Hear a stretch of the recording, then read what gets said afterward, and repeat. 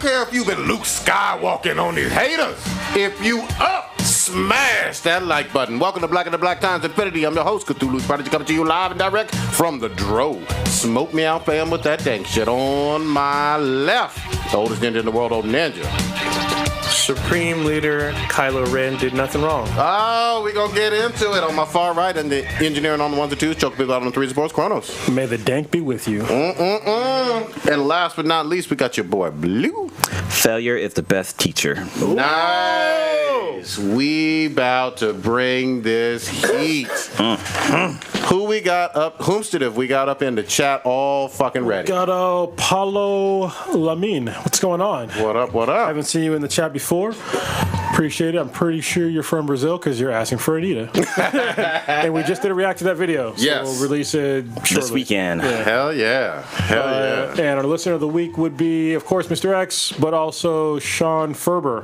Ferber, all right. Yeah, Sound new. Thank you very much for listening. We really appreciate it. Love it.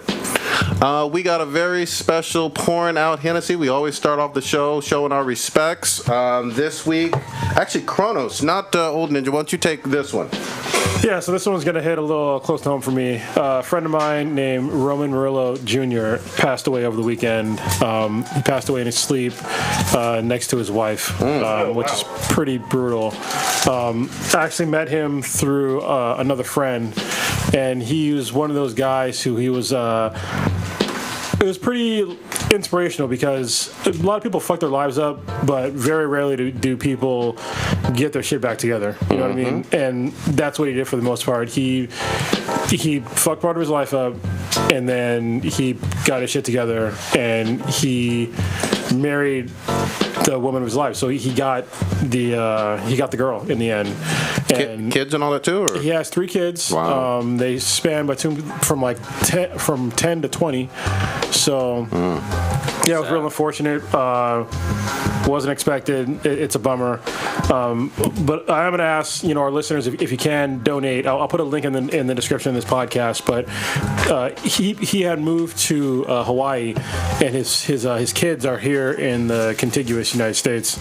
So they need help covering the expenses for his final expenses, of course, and also getting his kids to the funeral that's going to be in Hawaii. So I donated, and I put out some tweets and stuff on social media with the GoFundMe account where you can help. Any donation would be helpful. If you got $1, $5, doesn't matter. Anything would help at this point. Yeah, like I said, I'll put it in the description, and it's a real shame that this happened to a great guy and somebody that really learned from his mistakes and got his shit together. It just sucks that somebody gets taken this early. This isn't even like the first person that's passed away. Like, and I'm not even that old, but it's just weird to have people passing away like already. It fucking sucks. Yeah. R.I.P.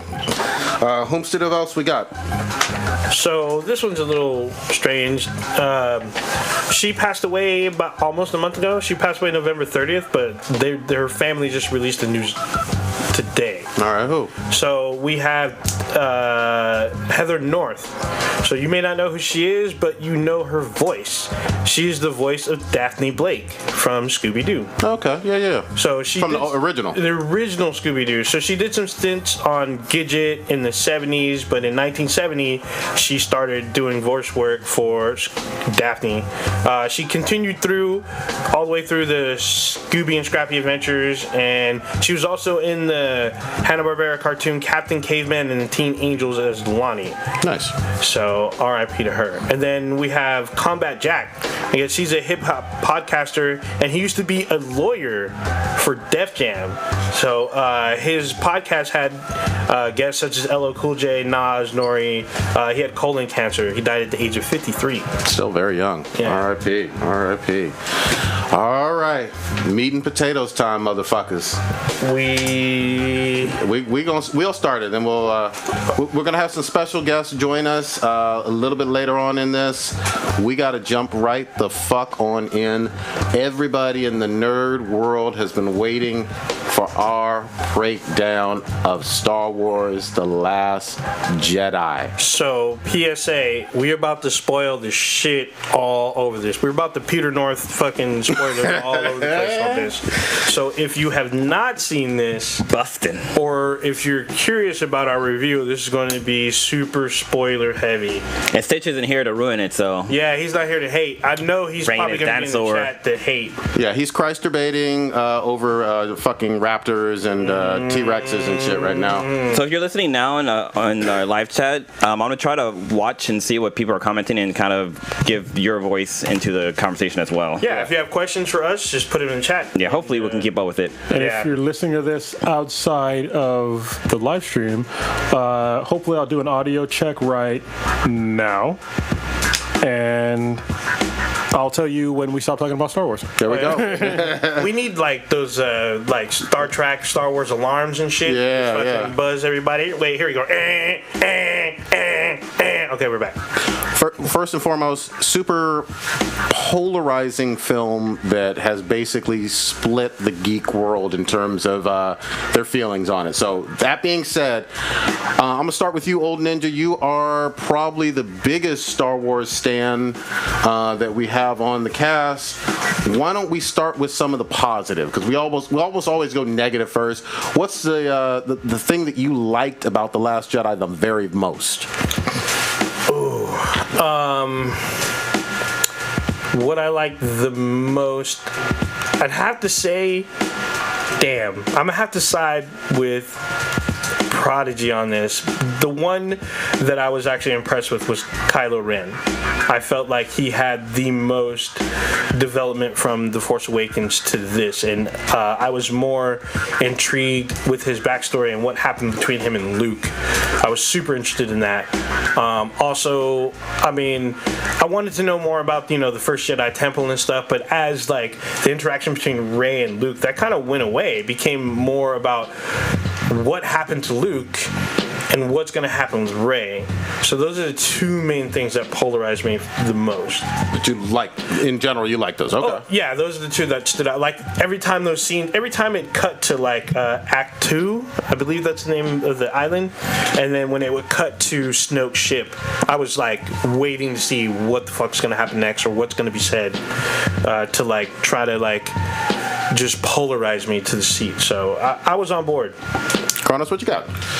Things you liked. There's a lot of shit I liked about this. I liked the lightsaber battles were pretty cool. I liked the pacing overall in the movie. I know it was kind of long, but I was like worried because I was aware that it was getting long, but I was like worried that it was gonna stop like the movie before like everything was said and done.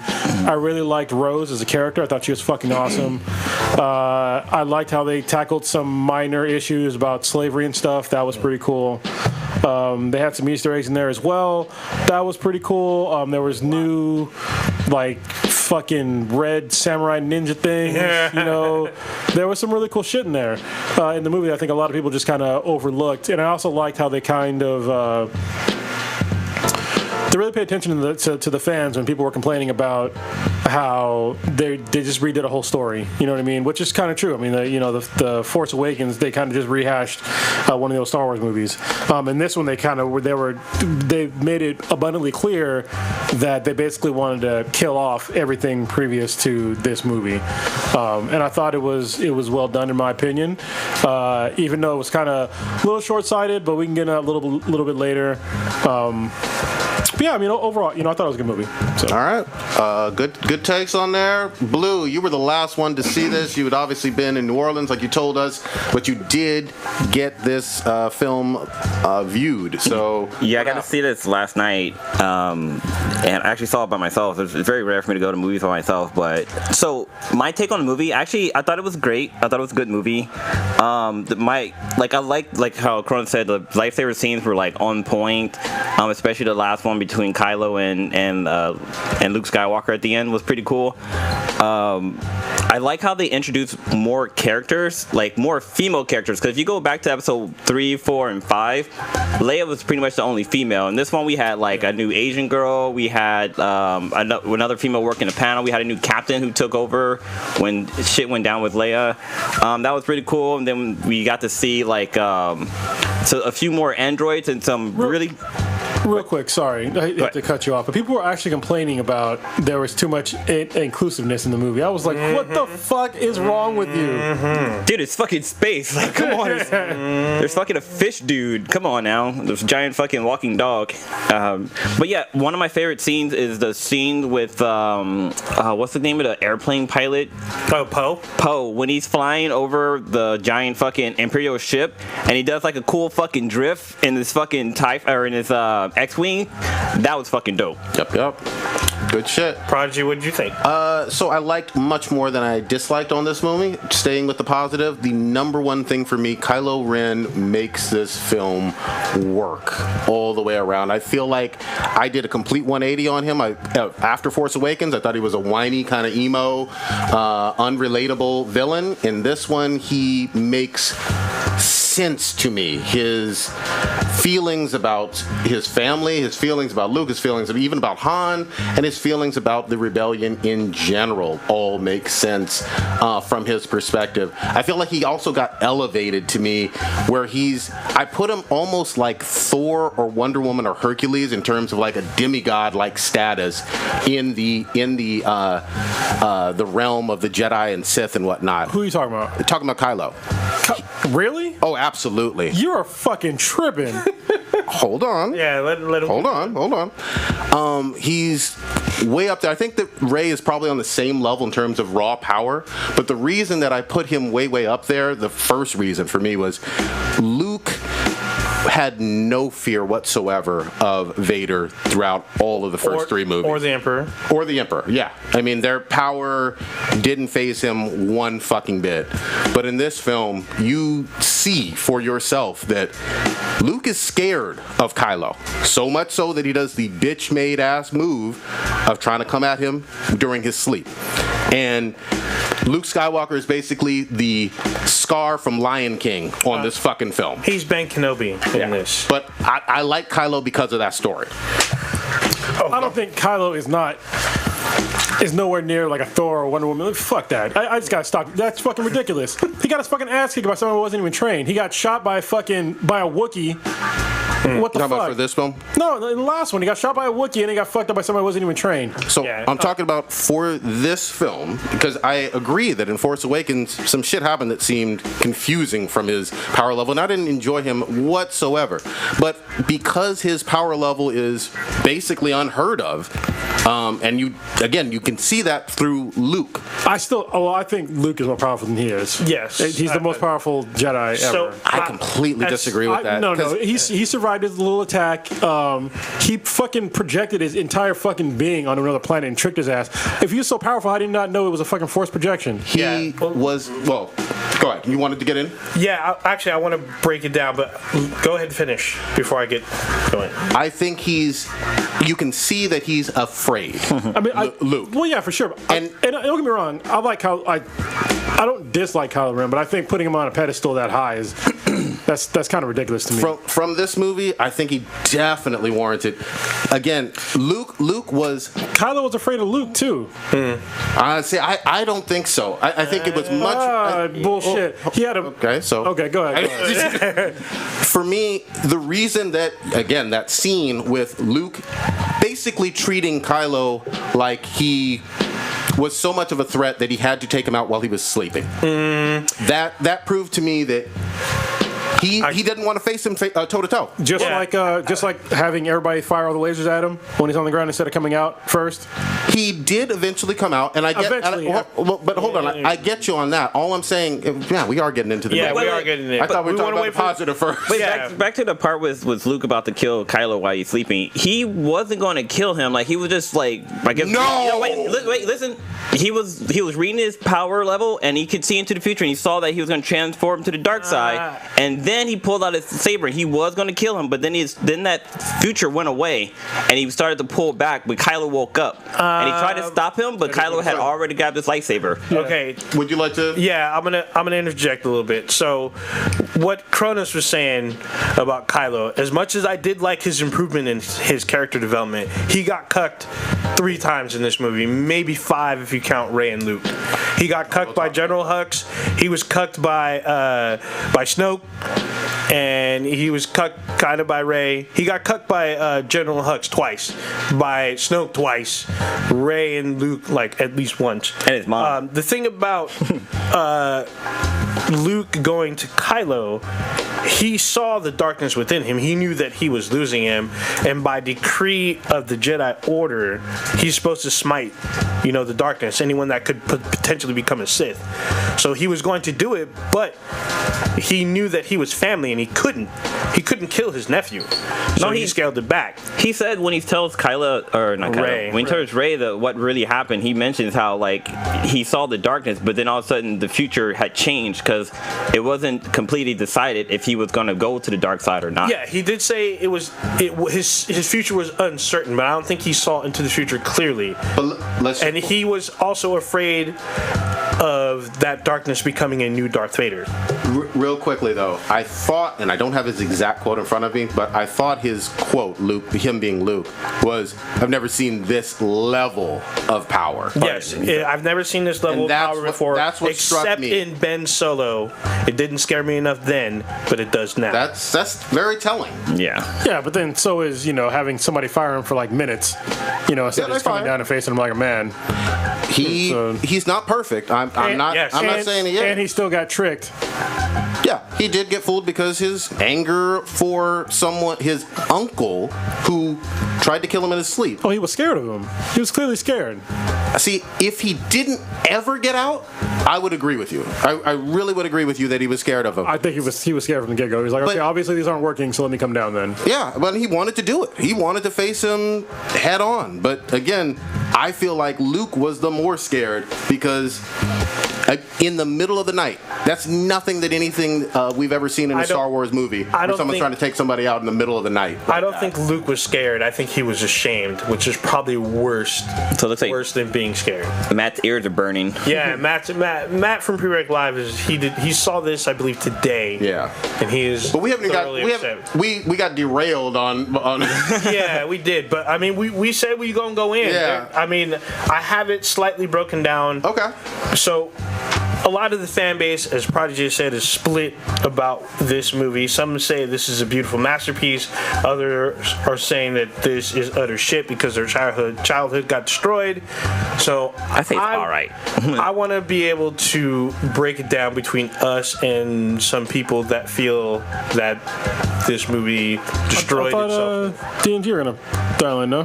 They are. In like 10 minutes. Yeah. All right. Give it a few. So apparently Matt wants to as well. Yeah, he wants to like now. He's like D&G are scheduled. D&G are scheduled. So I mean, do we have time for Matt, or we want to? We'll keep going. Keep going. So some of the big things that people were super irritated about was the Mary Poppins Leia, Snoke and his backstory. What do you mean by the Mary Poppins Leia? I'll get to that in a minute. Luke and where he is at when we see him in the film, and then Rey's parents, which was super. Those are. Wow, it was the fucking lie. Yeah.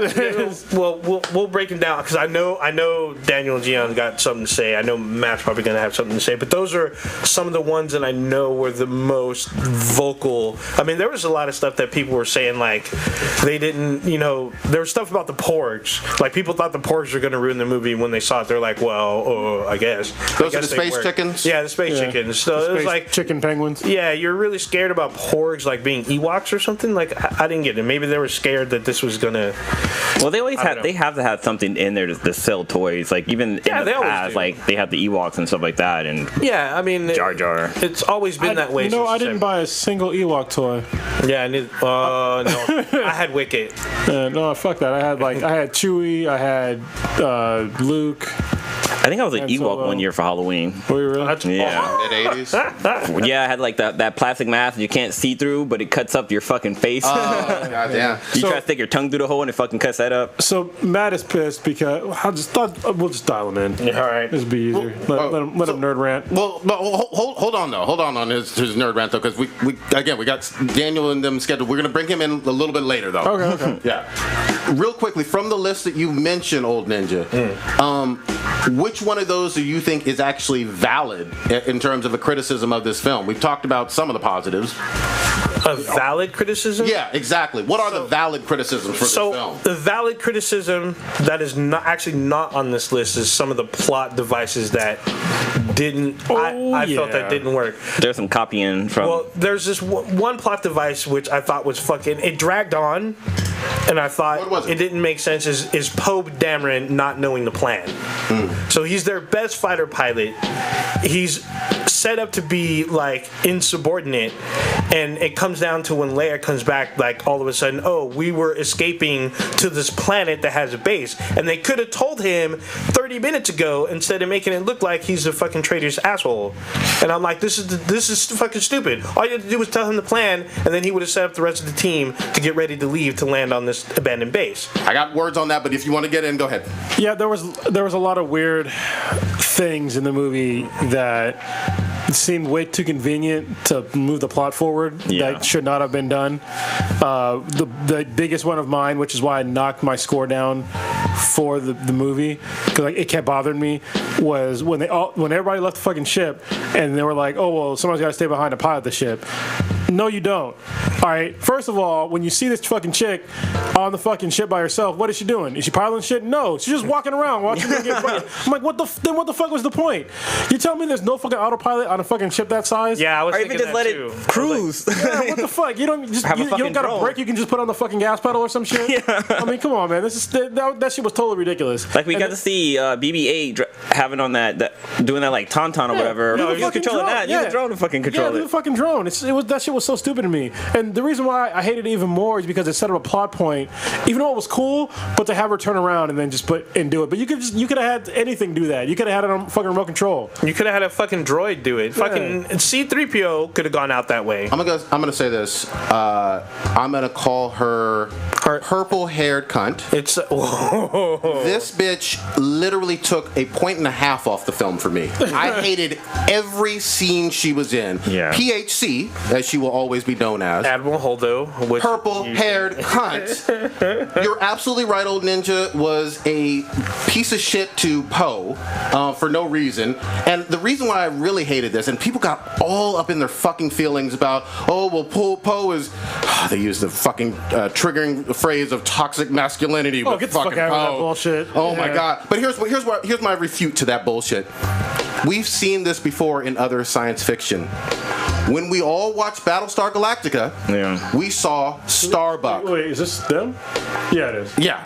Wait, who's that Asian chick? I don't know. She looks hot, though. I think she's just All right. promo. Hey, what's going on, man? What up, man? Can you hear us? Yeah, I hear you. We got, All right, cool. we got Gian from Daniel and Gian. Talk to you one quick second, man. We'll ask your thoughts on it. I just got to finish this one thought. But for me, the thing that got me with this chick was we've seen Battlestar Galactica. We've seen fucking Starbuck, who is basically the spitting image of Poe in this.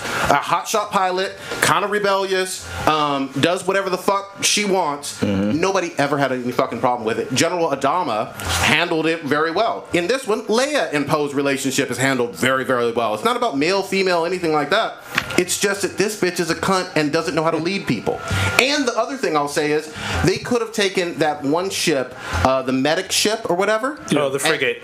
And there was one person, last survivor on there doing his goodbyes. Yeah, and well, they shit. could've just light speed. He could have done light speed into the First Order's big ass tanker right fucking then, and the plan would have been fine. They didn't do that shit because it was a dumb plot point. Another fucking problem is why were they all going the same direction? You're in fucking space. Somebody could have went up. Somebody why could have not went split up? down. going to the left, to the right. Why are you gonna fucking stay in a fucking formation and keep going straight? And then like they also talk about how like the ship was slow because it's big.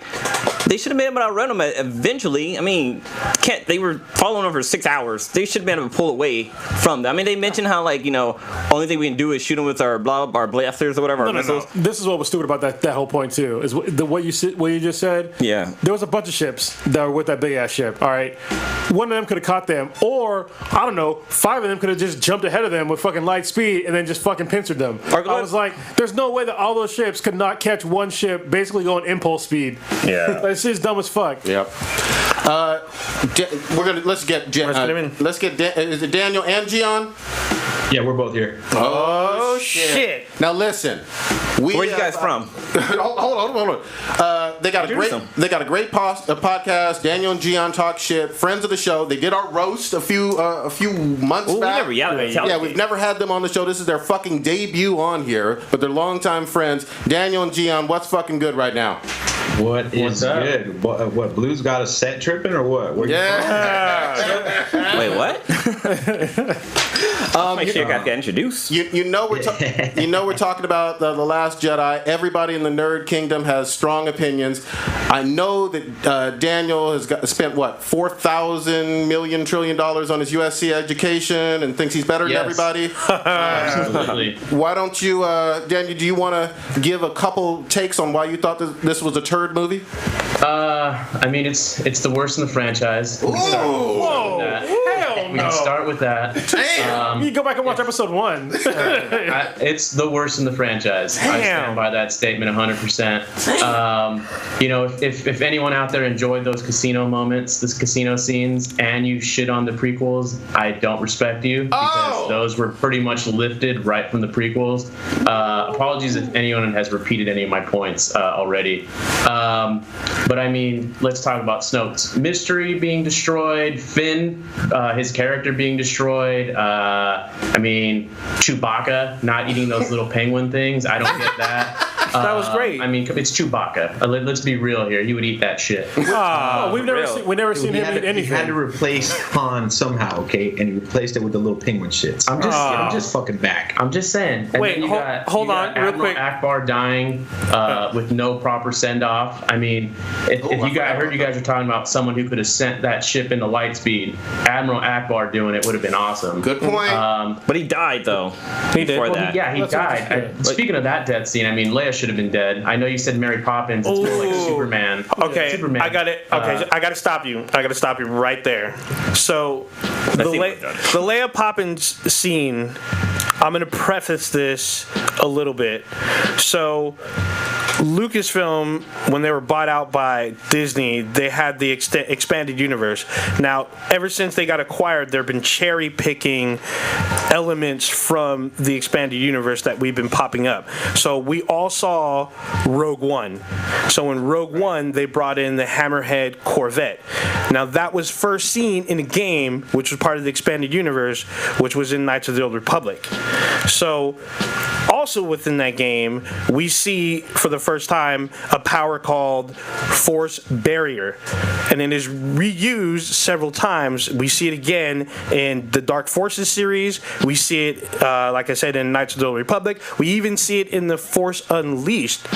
Now we see it in full flesh, visually, live action for the first time, and everyone seems to lose their fucking mind. With Leia, well, yes, I with think Leia. The main reason everybody's losing their mind is because up until that point, she's shown zero Jedi power. So other than sensing other people, but then for one, we does show sense forcitivity in the she originals. does. So but nothing on this level. She's not fucking saving herself from the fucking freezing cold of space and the lack of fucking oxygen. It's been 40 years since we've seen her on screen before, though, man. Yeah, and we don't know what. Well, yeah, but hold on. Yeah, but they could have had something in the first movie, like when they came and landed to save everybody. There was plenty of opportunities. Now she's in a fucking vacuum of space. Yeah, so to throw it to the extended universe is a cop out. I think 100%. Well, no. Well, my thing. I'm not trying to say that. Oh, you needed to play these games to see this power in action, or else you're stupid. But you look at it on the flip side, we get to see a new force power that is not pull or push or lightning, and for some reason, everyone seems to know how the Force works, and all of a sudden when we see it in a different form, using this different way, in a new way, all of a sudden no one believes it. Like all of a sudden every fan knows how the Force works when it's not true. We really don't. It's the people that are writing it and showing a new direction of it. They truly know how the Force works. They could literally make whatever happen. But to me, it'd be like if all of a sudden Chewbacca had fucking Force powers. Well, we are. You know what I mean? We like, just, seriously. But we just said that. No, it Leia's is. I mean, he could have Force sensitivity. You can never know what he's saying. So, but we already knew that Leia was Force sensitive, and we already knew that I'm she's just a saying, twin. But she never. The only thing she's shown was like very light shit, not like she never pulled or pushed or used the fucking lightsaber. So, all right, but hold on. Okay, yeah. We went on some tangents here. Hold on, we gotta be Daniel. Of all the times to use it, that's the worst time. I mean, let's be real here. If that's what they wanted to do, to say, hey, let's show something new about the Force, they could have easily, maybe she saw the explosion coming instead of it being from behind, and she stopped it. Yeah, or something cool where you actually built it up, and you're like, holy shit, this is powerful, this is badass. Not like, okay, we're gonna have two, pilots blow her out of the sky, and then we'll check back in with her in 20 minutes when she's been floating in space, and she's gonna come back to life. Come on, get out of here with that. The other problem, the other problem too they did with Leia was that they kept making it seem like they were about to kill her off. Yeah. Like there was that scene where they attack this bridge and she flies from space, but she comes back, and then also when like you thought she was gonna take over for the ship when they needed somebody to like drive it so everybody can get away. Like you thought she was gonna die. You thought she was gonna die earlier when they started to attack the base. So it's like, dude, like they kept playing with my emotions. No, I think the main reason why everybody thought she was gonna die is because she's dead in real life. Well, yeah. So we're like, so when's it gonna happen in the movie? And I kept looking for CGI. I was like, where are the CGI parts of her? But I couldn't really tell. Yeah, she had finished her principal photography before she passed. They were in post production. I thought they had an out to kill her. Yeah, I did too. Or they went to the third movie and they didn't use it. And that's a completely different, something different on the production value, because I don't want to see a CGI Leia in the last movie. Yeah, that would be whatever. I personally fucking love the movie. I had a great time watching it. I got hit with the fucking childhood feels at certain points. The Force Awakens did shit for me. I thought it was a mediocre ass movie. It was fucking average as fuck and whatever. It was just cookie cutter. This one, everything that happened on screen, I wasn't expecting it. It caught me by surprise, and I think that's what's upsetting people more than anything else, is they thought they were going to be able to predict this movie, and Rian Johnson threw him for a fucking loop and rewrote the whole goddamn universe. Yeah, because you'd be going crazy if this were the Marvel Cinematic Universe and they did some crazy curveballs like this. You'd be going ape shit. I mean, I know because you're doing it with Justice League and all these. Well, maybe not specifically Justice League, but what DC is doing with their film franchises, you're not happy about it. No, I'm not happy because this DC movies have been shit except for Wonder Woman. So that's a completely different fucking argument. This one's been a shitty one. That's my point. The way you're looking at the DC movies is the way I look at this movie. I think that you're in your feelings because you're a little fucking prequel fucking bitch. Because I'm a Star Wars fan. Hold the fuck on. Wait. Bring it back. Hold on. Bring it back. Hold on. Daniel is obviously a little bit younger and grew up with the prequels as basically his first taste of Star Wars. Is that what I'm hearing? No. I was going to say, that'd be an awful existence. No, I grew up with the originals. I did see the prequels in the theater though. Okay, I mean everybody did. Yeah. Well, I was. Let's see. I was 8 or 9 when. Oh Jesus! Oh damn! Damn! Fuck you! Did you hear that? That was my balls drop even further from fucking age. Yeah. Were we at age of the original? Regardless, I'm a fan of Star Wars. I mean, I was a fan of everything that Lucas did. The writing was crappy, the acting was terrible, the direction was terrible. But what he introduced to the universe was 100% purely Star Wars. Okay, no matter whether or not people like it, the Clone Wars are a big deal. We saw Jedis in action that we never saw before. We had Darth Maul, we had Count Dooku, we had a bunch of things that we just never would have imagined. Yeah, you have the extended universe, but that's a piece of paper. These are comic books and video games, but not in the big screen. All right, we're getting off the Last Jedi on here. We're going to Star Wars greater lore. We had Star Wars Rebels and the Clone Wars. Those are two. Oh, just gonna keep going with it. Moving on. Good. And Clone Wars is also good. Okay. Both the animated version and then the 3D animated version. Let's stay off of like all the extended Star Wars universe. Let's focus a little bit more just on the Last Jedi as a whole. With you, Prodigy. I'm completely with you. I don't understand why people people are so upset. A new director came in and took a chance, and I think it fucking worked. My problem I think he went to a different direction. We have new shit. Now you have no idea what to expect in the last installment of this trilogy. You have no fucking clue. You should be excited about it now I don't instead of crying like a little bitch about it. Episodes 1 and 2 so much. But see, now I don't care about it because there's no stakes. Nothing was set up. So here's my thing. It's not that what happened in everything is set up. Hold on. That's the thing. Kylo Ren never had. Wait, hold on. Let him talk. Let him talk. Kylo Ren is the enemy, not the fucking empire. The Emperor who was only on screen for like 10 minutes in the original trilogy anyway, and we want to hype him up like he was a super big badass. No. Okay. Now Kylo Ren, it's his fucking movie, and you have to take down Kylo Ren. You're assuming. You don't know that. There's no stakes. There's no lead up to a final battle. There's clearly going to be a time jump here. You don't know how the next episode's going to start. Okay. Well, you don't know either. To be fair, you don't know either though. Hold on. Yeah. To be fair, none of us know because we got Captain Colded because we had the plan, execute the plan, let the plan go off the rails, throw away the plan. That's exactly what happened to us. Captain Colded. I mean, you gotta think everything that was set up in Force Awakens was thrown by the wayside. That's my problem with this movie. It's not that Snoke died or Luke died or all these things. I don't care that happened per se. It's that it wasn't written towards that. Okay, I say that The Last Jedi is a response to all the backlash that Force Awakens got. You know, all these things where I'm throwing curveballs. Yeah, that's because they didn't want a cookie cutter episode 8. Sure, I'm fine with that. Well, but that wasn't the idea from the beginning.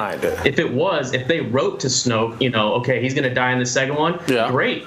But you didn't set that up. You set up a huge mystery. He's so fucking powerful, all right? And I'm gonna believe that Kylo is even more powerful than that. Get the fuck out of here. I don't even think he's dead. Time out. Hold up. One sec.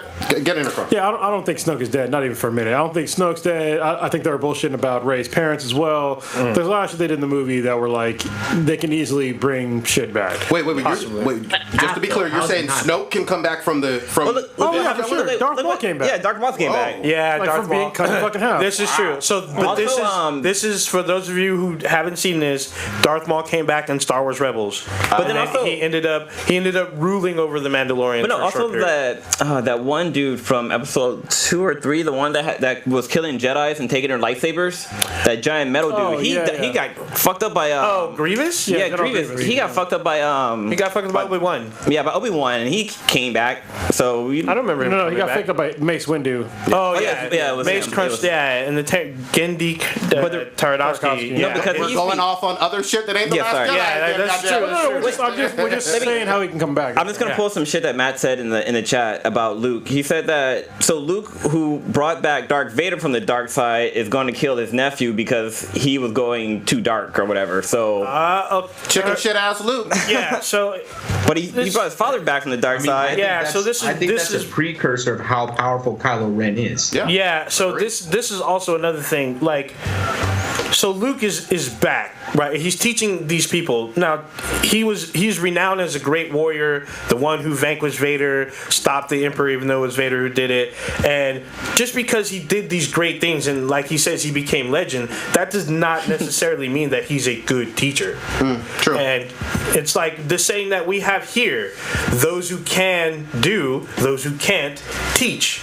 And so he was teaching these people, and he felt Kylo falling away from him, and he said he didn't want to prevent another Vader. So he has these ancient texts that pretty much mandate. He don't even read them though. Yeah, but it mandates him to snuff out what could be a Sith or like a Dark Jedi. Star did to Mufasa. So he basically was afraid of the potential that Kylo Ren had, but he knew that he was family and didn't want to do it.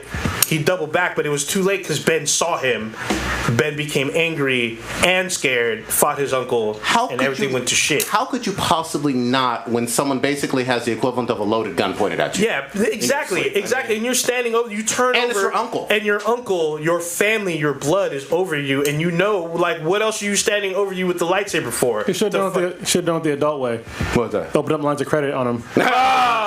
Fuck up his credit. Yeah, your whole life is fucked up, kid. Fuck up his force credit. Yeah. So I mean, this Can't I pay think your electric bill anymore. I think this was a great analogy to show that when you put someone in this huge pedestal and you expect all of this greatness, and then all of a sudden they make a mistake, it's like all of a sudden, how can this person make the mistake? They're supposed to be infallible. They're supposed to be a deity. They're supposed to be a hero, a legend, and then they fuck up, and all of a sudden people can't believe that. Yep. Like, he's a man. He's not perfect. Yeah. And this is why. And basically, let's be honest, like Luke Skywalker, if you think about it, is the Ned Stark of Star Wars. Like, he took the credit for killing and saving whatever at the tower. But then when we find out this last season that Ned Stark actually, like, the dude, the frog guy, whoever's dad stabbed the dude in the back, and then he finished him off. There you go. Oh, yes. Yeah. So And it's a lie the whole time. but So my everyone argument- Ned Stark's going through the kingdom as this great hero that defeated one of the best warriors. I think the same thing. Darth Vader killed the Emperor, not Luke Skywalker. But yeah, all that I meant sounds that. nice. All But that in the sounds movie, to fine be and clear, dandy. wait, real quick. To be clear, Ray asked about Vader, not the Emperor, and it was him. He defeated Vader. So Yeah. Real quick, Daniel, you got another quick point? Yeah, well, I mean, the idea is, though, like, all of what you're saying is true, except Luke never once tried to kill Vader. Luke never once tried to stop the Emperor. True. He tried to convert his father back to the light. okay, well, And- you did see Empire Strikes Back. He wasn't trying to turn Vader then. He was trying to kill him. He went to confront Vader before he found out that he was his father. Yeah, I was about to say he didn't know his Lost. father. He got his ass. He still went to go kill Vader regardless. No, I'm with you. I'm saying, yeah, he went, and then in Return of the Jedi, he changed his tune. He found out who he was. And I'm telling you, the reason why he was going to kill Ben is because he felt how powerful this guy Yep. I don't could agree be, with that. and that's why he's so I don't. strong. It's Real a quick. stretch. Real It's quick. a stretch. It's not a stretch. It's on purpose. God damn. I promise you, it's on purpose. Real quick. Hold up. Let him keep going. I'm gonna switch gears on you real quick. We haven't even talked about something that is super important from this fucking film. You got Captain Phasma. No. No, You got Rey and fucking Kylo having mind force fucking sex and shit, touching, rubbing, finger fucking, pushing the fucking metal end of the lightsaber on that cooch. Come on now. I love when Rey was like, "Can you put What a movie shirt you on?" watching? Kylo was like, "Fuck no, bitch. I'm fucking swole up in this shit, sweating, ready to ride it Hold there on. back." Real quick, I don't know why people are all like hot and bothered over fucking Kylo, Raylo. I'm like, bro, he's not even that good a shape. Honestly, right now, I got a better body than he does. I mean, I'm like, what the fuck? Picture it Here's the thing. He, like, I guess has the look for some folks, but regardless, Ray was feeling him all the way, and I love the fucking force mind sex and shit that was going on. I don't know. We've never seen that shit. We have not never seen that but shit. Let's be real. Ray cried like almost every time they were linked up, and for me personally, I was not for Raylo because I wanted Finn to get at that. I wanted Finn to bust that wide Finn's open. got Rose. Yeah, Finn had Rose, and I was like, "Fuck." Nah, we Okay. stick with. Hold on. Yeah, Our guests are speaking. Go ahead. Go ahead. No, I'm saying Finn and Poe are gonna hook up. That's just set up. Basically. You know, The jacket looks good on you. He's all, what's that? there's some sparkle in both their eyes. Oh, what's that? Ray? He's all, yeah, I was talking to you in my eyes, but this is speech. Oh, we're speaking with our. Were you feeling the Kylo and Ray or not? Raylo. It's actually something. So we did a podcast that Daniel forgot to put up on iTunes for whatever reason, reviewing the film, and it's something that we didn't touch upon. And it's actually something I really liked was they have that. There's a chemistry there that they both hate that they have, but they know they have it. It's almost like a Romeo and Juliet thing going on, But a forbidden kind of love, but that's not. They you know, both and I been- think that's going to play into the third one because Ray's trying to save Kylo, and Kylo wants Ray to join him. Don't do it, Ray. Don't let him go inside. Well, they both were abandoned by their parents, supposedly, because we don't know exactly what happened with Ray and her parents. Well, I mean, I would think that Kylo kind of. I mean, he had loving parents, quote Yeah, unquote. but they like sent him away to go get trained by. Trained with his uncle. It was like in his eyes, he felt like they abandoned him. I think he mentioned he felt his father abandoned him. And his uncle tries to fucking kill him. I'd be pissed off. Yeah, that too. Yeah, he felt his father abandoned him because he left to go back to smuggling. His mom was being a diplomat, and his uncle tried to kill them. And they couldn't control. Like they knew he had powers, and they couldn't control him, so they sent him away to get trained. But and then his uncle tried to kill him. Poor Kylo, man. He had a hard life, man. We don't want to hijack your whole show because Daniel could keep going on tangents. On this shit. Thanks for having us on. Really appreciate it. We're actually filming this on our end, so we're probably gonna put up our own little version of it. Perfect. Check it on YouTube. And get Matt on, man. I think is he still there? He's chomping at the. Oh bit. Yeah. He's foaming at the mouth. He's probably in his room pacing left and right like a fucking pit bull and shit. Matt is angry at us, but first and foremost, thank you so much. Everybody should listen to Daniel and Gian talk shit. They break down movies. They talk about USC and all kinds of shit with the film industry, and just giving it to cucks every fucking day. Thanks a lot, guys. Have a good night. Take care. Thanks, fellas. Thanks, guys. Bye. Daniel was pissed. Yeah. All right. Some of folks are pissed. Some of the shit I didn't like about the movie is a lot of the gag humor they had in there. Like in the beginning with the whole like, can you hear me? Or it's like you're in fucking like, why are you calling your fucking enemy? I don't understand that shit. That felt like Spaceballs. It really it did. It totally felt like fucking Spaceballs. I actually missed the first 10 minutes. What the hell? Yeah, it was all bad. But I plan on seeing it hopefully tomorrow. All right. Is Matt like still fuming? Is he dialing in or what? Or is he still just going live on or being in the chat talking? He might have broke his laptop. Oh fuck! All right. He'll probably be on in a minute. This movie is fucking polarizing for people, man. Yeah. And I told you before, the fucking purple-haired bitch made me fucking hate quite a few scenes. There ain't no doubt about it. Purple-haired cunt, rather. I'm sorry. The one scene that actually Gian talked about was the Canto Bright, Rainbow Bright, fucking the casino planet. That scene, I felt that whole fucking sequence was unnecessary. Well, like, I was hoping that they were going to have an actual real adventure. Now, look, this movie is shrouded in symbolism and whatnot. And I know that, I guess, apparently this is supposed to symbolize, the one percenters, the people who have all this money and they're profiteering from both sides, war profiting. And, Rose came from, this rundown planet or whatever. We see these animals and these kids that are most likely being mistreated, and then they get to turn the tables by using these llama creature things running through and breaking up these one percenters, fucking up their money flow. Like, if they're really that rich, that's really chump change to them. Of course. So it doesn't really matter. And what I would rather have seen was Rose and Finn go help Maz, have her have the code breaker, and she needed their help, and they would have went to her, try to get the code breaker with her help. Her crew could have died, Maz could have died, you could have blown up her whole fucking castle. But she was busy. She was busy. She was busy. But if they went and helped her, they had a perfect opportunity to bring forth Black Sun to the mass audience, because it is in Star Wars lore through Star Wars Rebels. It used to be in the EU, like we said before. But this could have been great. This could have been about them coming after Maz. They had to help her bring the code breaker in, and then do there. Here we go. Oh shit! All right. Do the intro, Kronos. Yeah. Hey, all right. So this is Matt from Pre-Recorded Live. He's gonna bitch about. Are you gonna do it from your porch, or what's going on here? Shit.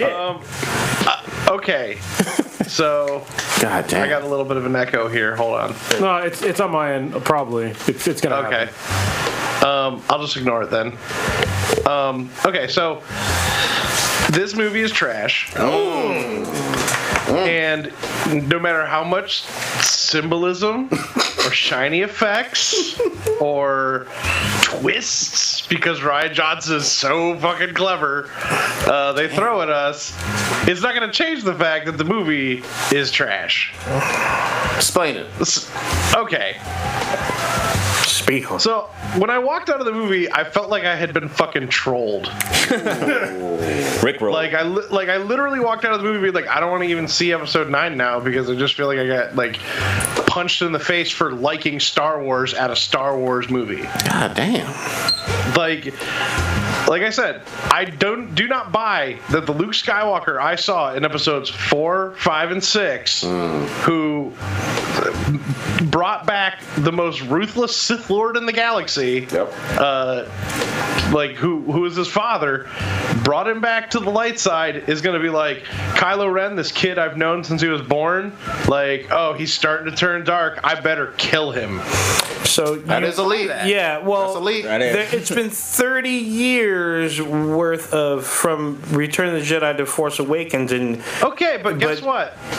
I only see the movies they show me. true, but he also said that Kylo was being pulled by Snoke, and he could lose his So go nephew. after Snoke, Luke. Do something. Hey, Like, if that's you the thing if you is Luke kill Skywalker Snoke, you doesn't know do anything. This basically means his entire like existence, more or less, was meaningless. you know that if he killed Snoke, he would have martyred Snoke. I'm kind of leaning No. towards Matt on this one. That's a Hey, great point. Snoke is a martyr. You know what? He would have if he killed I'm him. just thinking about this logically. Go ahead. If some kid that I was training kicked my fucking ass and I was the master and I had to lament on him for 30 fucking years, I'd be pretty fucking bitter too. I'm just saying. I'm gonna kill that motherfucker. I'm just saying. You're gonna try to kill your own blood. If you But wait, if you lost the first time, why would you try to go again? Like he stopped training and stuff like that, so you would have got his ass kicked again. I would have went, trained does. up, Well, I'm built up my He sure skills. did win though, didn't he? yeah, and then Who? not only that, Luke like- Skywalker. Yeah, No, he didn't. He fucking bamboozled his ass. He bamboozled him, but like he a didn't. fucking fool. He didn't kill him. He's definitely fooled him, but he also was he was scared to face Back it. to But Matt, Go back to to Matt. Go to Matt. Actually, I think that's a bitch move now. So I think about I just it. don't. Him I not being there. Like I'm only going off the movies, and despite 30 years passing, they don't cover anything in that 30 years that makes me think that Luke suddenly is like a person who isn't going to do the right thing.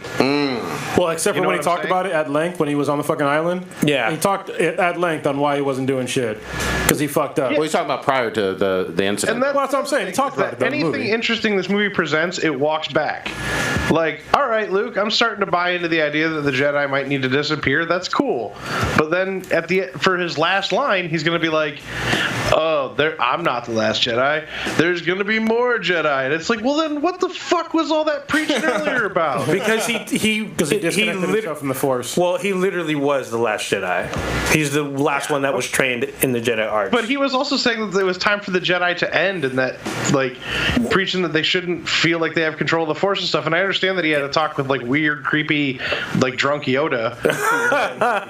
yeah, Hold on, but didn't you like that he was a fucking puppet? I appreciate Yeah, he that was. shit. Yeah. I appreciated good. his puppet. so Changed back to being apparently a that weird- was the puppet from Empire. Oh wow. The original. Oh, that's Yeah, cool. original puppet. Oh, that explains it. It's decayed. So, like, Poe, like, every subplot in this movie is useless. The whole thing is, like, spinning its wheels. Like, our characters really don't choose to do anything. It's just like Justice League. It's a series of things happening with them really not doing anything. Or they're doing stuff, but none of it really matters. So the like- Poe stuff. Like, well, Poe's stuff, I mean, I agree. Like, the fact that, like, oh, I'm in charge, but I'm not going to tell anyone my plan to save their lives and just hope they don't mutiny against me. That makes no fucking sense. Purple haired cunt. PHC.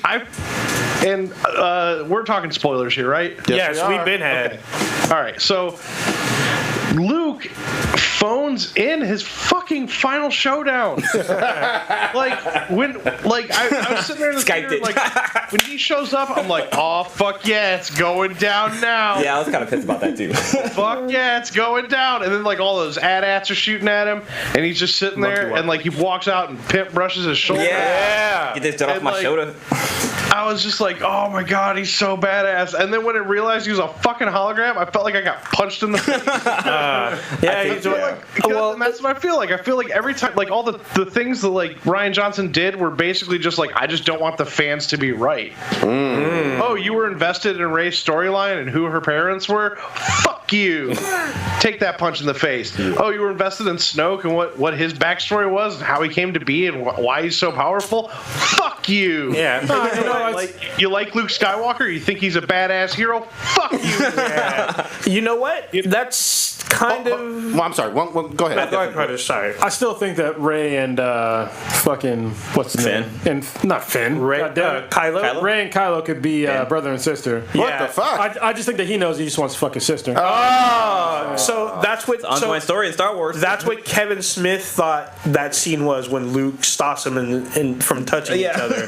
That Don't they were make more mistake. Yeah, basically, like, she's your sister. You're gonna end up trying to fuck your sister, even though I kissed my sister. You two need to stop, like, right now. I don't think they're siblings just because, like, why would they get rid of their daughter but keep their son? Like, that doesn't make fucking sense. I mean, keeping with the... They got rid of them both. Yeah, so here's going along with Matt. So yeah, this was a shakeup, and I think rightfully so, because if your fan theories all of a sudden were put on the screen, it's like you get all your touchy-feely stuff, like, oh, okay, Rey's a Skywalker, and Kylo's a bitch, and fucking Snoke is some kind of, like, Ezra Bridger, or he's some kind of, something left over from the Clone Wars, and it's like, it kind of cheapens it. This gives us something new and fresh, and they got the chance to reset the Jedi. That's the problem. Is at the end of this movie, I don't care about any of it. Like I don't give a shit about Poe anymore because he just seems kind of like an asshole. I don't care about Finn anymore because he doesn't do shit. I don't care about Rose because fuck Rose. How dare you? Rose was fucking awesome. Yeah, Rose was a breath of fresh air. I don't care about Rey because why should I? She's gonna arch that back. Yeah. She likes bukkake. Come on now. She uses the fucking metal end of the lightsaber. Because he's not intimidating at all. Ooh. Especially now that they ditched the helmet. Like, he just, every time I look at him, I'm like, man, just fucking cry. Do you need a fucking hug, dude? Will this stop all this if I just give you a fucking hug?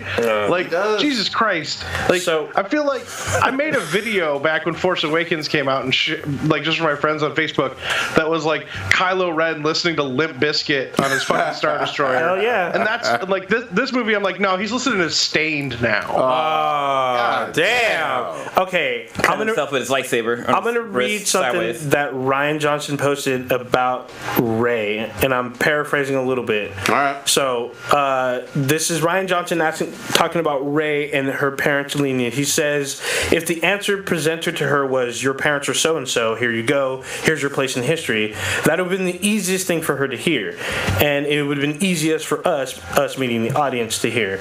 It would have been wish fulfillment. It's like, oh great, that's who I am.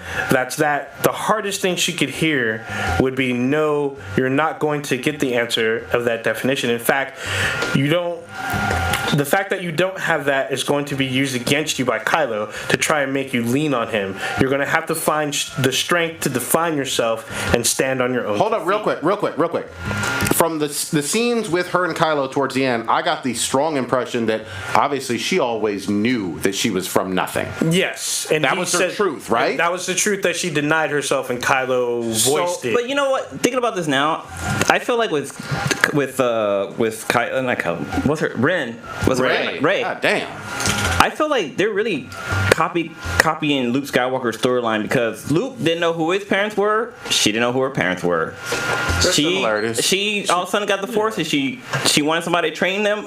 She did the same thing. Like, Luke wanted to find, like, he had the Force, he needed somebody to train him, which he went to Obi-Wan Kenobi. She needed somebody to train her, and so she went to Luke. Like, she's female Luke. No. Okay. Well, a little bit. So she did go to Luke at the end, and Blue is right. Even Ryan Johnson has brought up this, that Anakin came up from nothing and became something. Luke came from nothing and was brought up to something.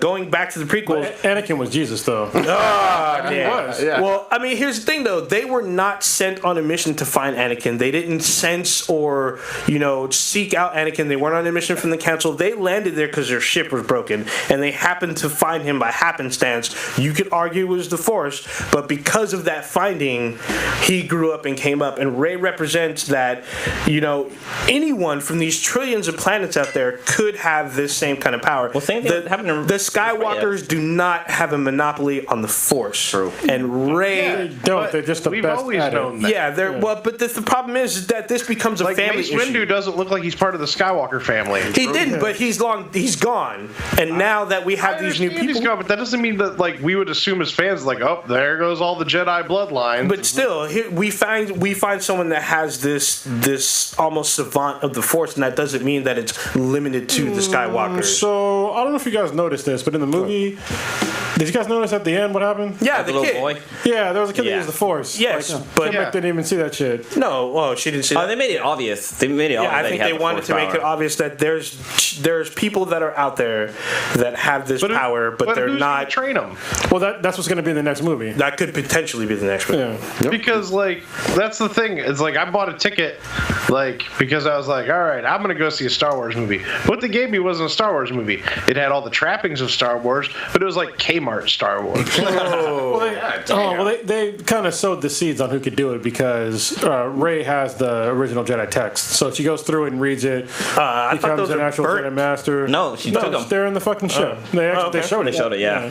So I They're in think the That's why they. they're in the ship, but it's just the thing that angers me is it just kind of basically it's when I walked out of this movie, I felt like the message of the movie was, hey, forget about all those old Star Wars movies. They're stupid anyway. Like that's kind of what I felt like was going on. It's like just only care about my Star Wars. Yeah, I disagree. I got what I got from the movie is that your heroes are not always what they turn out to be. They may still be there and still be this like source of information, but they may not be on this pedestal that you thought they were.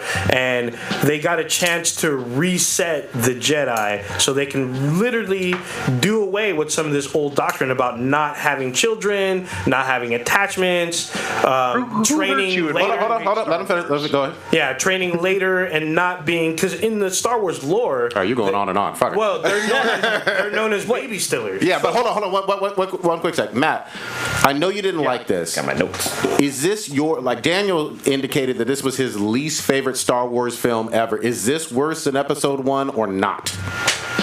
I'd say so. okay, so you're both absurd. Like, seriously absurd. I mean, like it might look better than Episode 1, but Episode 1 Not like even look. gives a shit about Star Wars. No, it doesn't. They introduced some fucking wacky ass character, Jar Jar Binks. Y'all just fucking Hey, totally fucking ignoring this shit. because I do. No. Like, I Even don't beyond. acknowledge the prequels, but I'm just saying, like I feel more Star Wars in the prequels. I agree. Like with Daniel, is that I feel more Star Wars in the prequels than I do in this movie. I feel like this movie is like it's like the difference between the J.J. Abrams Star Trek and like the original Star Treks. You guys are fucking tripping. The fucking 1, 2, and 3. 3 was okay. 3 was alright. But 1 and 2 were fucking awful. They had stupid ass. Oh yeah, they're bad. Comedic fucking presence with Jar Jar Binks. Yep.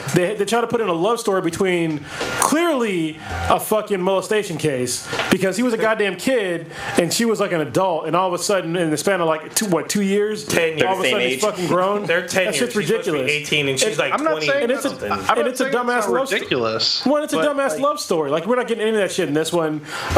Like plots didn't really make sense. A lot of shit didn't make sense in the first one. That people just fucking But I'll say this: overlook. in those prequels, Ewan McGregor, I could believe that he could grow up to be Alec Guinness. You know what I'm saying? That's fair. I don't believe that Luke Skywalker becomes this person. Yeah, see, Okay. I mean, he's got his So hold on. Hold on. So you believe that the baddest surviving Jedi becomes a recluse, but you won't give the same, I guess, feelings towards Luke Skywalker, who basically did the same thing. I didn't feel anything when Luke died. Like that was the thing. Is like that's like one of my childhood heroes. When he died, I was just like, I didn't feel shit when Obi-Wan died that we much because barely- I didn't fucking knew who the hell he was. We barely I know didn't him. know who Obi-Wan was before. either. But like when Han Solo died, that I felt something. Well, that's Han Solo, but you were talking about. Saying, like when Luke Skywalker dies, I expected it. Like okay, I don't think he's dead. Leia yeah, Poppins. I don't think he's dead. Talking either. about Leia Poppins. When Leia, like I was perfectly fine with that send off. I was like, wow, that's how they're gonna do it, huh? Then I was like, okay, like this is kind of cute. This is kind of cool, and like they're giving her like kind of an artistic send off. And then she started moving, and I was like, what? And then she like flew into the ship, and I was like, oh fuck this. Yeah. See, force barrier. And All right, so Matt hates this worse. Yeah, I understand. Like, I don't like that part either. When like she just kind of opened her eyes and just we talked about it before. I don't want to go How over it did again. BB-8 get up into that ATST? He gets into anywhere. What my problem with that was, is he really that fucking big? Because wait, 2 people usually control those. So how the fuck was he I don't able think to? it's the same size. I think it's like a smaller version. It was like super quick that it peeled off. So. All right, we're going down. When Finn was finally going to do something in the movie, and then like Rose like knocks him out and gives him that Hallmark fucking card line, And kiss him. like And stole this white girl. I was just like, I was so mad because If you talk shit about Rose one more time, I'm flying back. I'm flying back to Ohio and fucking you up, Matt. I was like, this is like she accomplished nothing in doing that. She was fucking great. Because she has no idea that Luke Skywalker's about to show up. So, like, what was her fucking plan? Like, I'm going to sacrifice myself so everyone else can fucking live and destroy this weapon. And then he's flying at the fucking thing. She comes in and knocks him out. It's like, she's like, this is how we win. It's like, no, this is how you lose. That gun's still about to blow the fuck out of that base. But your love would live though. Jesus, would you let Becky fucking just fly into a goddamn giant fucking sun gun? No, but if I was expect her to let me. Holy fuck. Okay. Matt. There was something else I wanted to bring up, but I fucking forgot. God damn it. Yeah, I'm gonna preface this. Go ahead. Growing up, Luke Skywalker was my hero, and I wanted to basically be like him. And then to see him as a bitter, cranky. That's how I felt old in dude. Batman. Yeah, I Seriously, mean, all the Batman, the 3 Batman franchise. That's the way I felt. That Batman wasn't doing Batman shit. Like he was fucking like hiding out in his fucking basement because he was in pain and shit. Remember what happens when it was the Dark Knight Returns? Batman's old and fucking bitter, and he decides to come back. And Luke, he's old and bitter, and a lot of shit's happened. One of which was the shit that went down with Kylo. So there's probably other shit that went down that we don't know about yet, but I believe that he could have turned into this old, because like look at anybody's life, as the more they get older they usually get more cranky, more they're supposed to be wiser too. disconnected or whatnot. Not this, you don't necessarily everybody. get wired. Yeah, not everybody. All right, but hold on. I got something everybody should be able to fucking agree on, whether you love this movie or didn't. Can we all finally fucking admit that Captain Phasma is the biggest fucking waste of time and energy? We shouldn't know her name. Yes. She shouldn't have a title. This bitch is fucking useless. She was useless in Force Awakens. We all gave her a fucking pass, even though she had her own fucking aisle at Target, all dedicated to nothing but her bullshit ass toys. We said, okay, in the next movies it's gonna fucking reveal itself. This is the next fucking movie. Nothing from this bitch. And in the comics, nothing. Go ahead. I was gonna say that's the thing is like Captain Phasma personifies Finn's story. Yep. You know, she personifies Finn's story arc. She's And a Boba Fett to Finn's Finn. story is essentially closed now. He's got nowhere to fucking go because they just killed her off in like in the most cheap ass way. That's not, she's that's probably not still true. alive, though. He's got to win his white girl back. Man. The problem I have with Captain Phasma is that first of all, she like if I was Gwendolyn Christie, I'd be fucking angry. But you got me in this movie. I'm supposed to be some badass, but I don't do shit. And then in the comics, probably nobody except for me, you know, like maybe 5 people read the fucking comics for Captain Phasma. It's even worse. Like it's even fucking worse. I'm just gonna fucking spoil the comics for you right now. Do it. In between The Force Awakens and this movie, you know what this fucking chick does? What? Masturbate. Somebody figures out she makes it off obviously because she's in the fucking movie. Yeah. But somebody knows that it was her that gave up the fucking codes. Okay. All right. And so what does she do? She hunts him fucking down and kills him before he can tell anybody. That's badass. And she kills the person that was helping her that was also because she knew. Because she told her. I was like, this fucking bitch, like, can't even fucking account for her own actions. Like, can't even say that, hey, yeah, they got to drop on me, you know, blah, blah, blah. No, none of that shit. Like, she's the fakest fucking character in Star Wars. Like the other thing with her too is that she suffered from the stormtrooper shooting problem because she shot Finn, like she was down there point blank to him and she missed every goddamn shot. Like she didn't even hit him at all. It's like that was some crazy shit. We all knew that they wanted to have a fucking Boba Boba Fett, who was a beloved fucking character from the first 3 movies, who didn't say a lot, who didn't even do a lot. Oh, wait. 2 movies. Hold the fuck on, though. Go ahead. If you want to compare it to Boba Fett, then I guess mission accomplished, because Boba Fett didn't do shit. Yeah, Well, no, but he's still beloved, and For what reason, though? Well, in Empire, he catches Han. No, he doesn't. The Empire catches Han. They deliver A traitor. Han to him. Well, His best friend traitor. He's done some bounty hunting. Look, he's the ultimate bounty hunter guy. No, he's not. He is not. In Star Wars, he's has a only- reputation. His only dad way- died like a bitch, and he pretty much died like a bitch. Yeah, So he didn't die in Return of the check Jedi. it He got out of out. there. The only way that people know that he's a badass is all the extended universe shit, not because of the fucking movies. The Empire caught Han because they were there at the dinner table. They froze him, delivered it to fucking Boba Fett, and then in Return of the Jedi, he gets fucked over by Han. The only time he fights He's is beloved. Luke. He's okay. And Luke nearly fucks him going up. down to the first. Yeah, too Okay, late. we need to talk about. Phasma is fucking Boba Fett Boba Fett's 2.0. so Wait, the one thing we haven't talked about though yet is the fight scene with Kylo and Finn when they fight against the guys in red. Because Okay. that scene was dope as That was cool scene. I mean, however, Them working together was cool. it was cool, but they still needed more training. I'm just saying. Well, I felt like they were on a like. Kylo saves Rey. Oh shit! Who threw who the lightsaber? Kylo was the one who He killed Snoke. he killed. Oh, he did kill Snoke. And Rey was looking real caught up right then. Like she had that vibrator on when she was. Oh damn! You know what was up. But I really thought that they were gonna work together and like become like maybe form like a new. I thought it was gonna end there. I thought they would. So they're gonna form Voltron? Yeah, basically, I thought they were for Voltron. That's awesome. I thought they were gonna do the fusion dance. Hold on, Matt, go ahead. Well, that would have been a story. And this movie doesn't want to tell a story. It just wants to like make sure that it ends in like the same place but worse, which is like whatever. But like, how is anything supposed to continue? There's like 4 people in the Resistance now. Yeah, it's like like small. What is I don't more? understand. From the crawl, I didn't understand what was going on because I was like, how the fuck is the First Order still like 100% in charge? Didn't they just blow up a fucking planet of those people? Right. Like, secondly, like, what was there ever a republic? Like, if Republic was if there destroyed a in Force republic, Awakens. they had to have like an army and like control at some point, right? Yeah. Well, like an interesting problem that I just thought about right now is like with the people who are making like the ships and stuff for like the Empire. Didn't the Empire like build their own shit? Like, why would they have like a third party company building their fucking First Order. So they were Different. Yeah, it's a different thing. They were selling on both sides. That's what they pointed out on Canto Bite. All right. I Right. hated Rainbow Benicio Bright. del Toro. Damn. His stutter was so fucking annoying. Why wasn't it Lando? It came out of nowhere.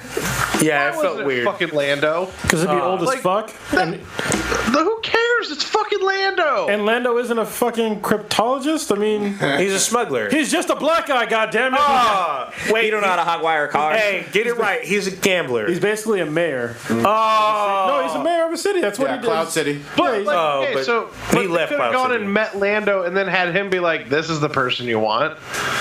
Like, I just feel like, I just feel like this movie hates me for liking Star Wars. well, this movie does shatter a lot of the old like characters. It shatters what they were and kind of rebuilds them a little bit. Can I just say this really quickly? There are people who hate all 3 of the newer Star Wars that we got over the last 3 years: Force Awakens, Rogue One, yeah. and The Last Jedi. This is true. For me, you can't do that and legitimately call yourself a Star Wars fan. Oh, yeah. I'm just going to say it flat out. Wait. If you despise all 3. So let me talk about a problem I noticed with this movie. So there's no air in space, right? Oh boy. Nope. What's some of the elements that you need for a fire? I mean, but that's consistent though that we've seen that bullshit. But like when they were dropping the bombs on the ship, I was like, okay, you're in space and you're dropping bombs, but there's no gravity. So how the fuck were they falling? Because Magnets. there's oxygen inside of the ship. But no. So how are the bombs falling? There's no gravity in space. Magnets. Oh. I guess it could be that, but Magnets will any kind of metal surface, especially in 0G. or they could have been like a magnetic rail that shot them out. Could be too. So. either way. They could have been magnetic. Yeah, that problem was fucking with me. I was like, how are they fucking? A lot like, of people falling? were, but it's like, I mean, remember, this is Star Wars, not fucking Star Trek. Well, beyond that though, this will bother me because it's the same scene that you're talking about. Mm-hmm. When the doors open and the chick was on the bottom, I was like, it didn't "How are you suck her out? breathing?" Yeah. right. I'm like, "How are you breathing?" Was there a But, force field or no? Did they show one? Well, they dropped bombs through it, so probably not. I mean, So when that scene happened is when I was sitting down. Yeah. So I didn't really catch all of that. we're all sitting down. You No, I just came back. Yeah, he was Tim and from, Flake. Yeah, I missed part of the beginning. All right, so Matt, you giving this a 1 out of 10 or a 2 out of 10? Which one? How low you going? 0. God! well, you're fucking ridiculous, man. Get the fuck out of here, man. A 0? Gotta be a 1 for that fight scene. You can't give it a 0, man. Here's the thing. I thought like the battle scenes were really cool. I thought they brought I thought there was a lot of cool elements in that. It was just every single bit of the plot that I hated. Jesus And that's Christ. like literally a 0 to you. This motherfucker gave it a 0. Yeah, Ray, the whole interaction. This is the worst Raylo? movie you've ever seen. Jesus Christ. No, it's not the worst movie. Okay, I'll give it like a 4. Okay, there we go. Jesus, man. There we go. But like, There's no way it's a fucking 0, man. I went and got my money back. This is the first Star Wars, like, even Phantom Menace, I can say I left the theater being like, okay, that was Rocky, but, like, I'll watch the next one. This is the first time I've ever left the theater being like, I have no reason to watch the next one. When is the last time you watched The Phantom Menace? Good question. Oh, it's been years. Yeah, watch it again. Watch that. Well, just watch. Do me a favor. No, Just I've watch it again. sworn off that movie. Just watch it. I mean, you got to watch it now that you said that The Last Jedi is worse. Rewatch it. I think you're sitting through some rose-colored Like glasses. Luke, I will say this: Mark Hamill's performance is also fucking great. Actually, the performances in the movie, pretty roundly, are good. Are really good. That was it's- almost a compliment. It's just that, like, I just don't like. No, I'll compliment where compliments due, credit where credit's due. Like the performances in the movie are really great. The effects are great, like overall, and like everything looks like Star Wars. It just, to me, I feel like it spits in the face of everything that Star Wars is. All right. And like I understand, like, and the thing is I'm not against changes. I'm not against the idea that Rey's parents were unrelated to anything from the Star Wars universe. I'm not against the fact that I can't think right now. I'm not against the idea that like other people have the Force other than Skywalkers. I'm not against the idea that like that Luke had has had like a dark couple of years. What I'm against is the way it was executed. All right. Like the way it was executed to me just felt like very haphazard. It felt like a bunch of characters kind of going from one thing to the next, but they're not actually doing anything. Like it didn't have to be any of those characters in those parts, because you could have if you could take out all the characters and put any other characters in, and it still could be a Star Wars extended universe film, then it doesn't really matter.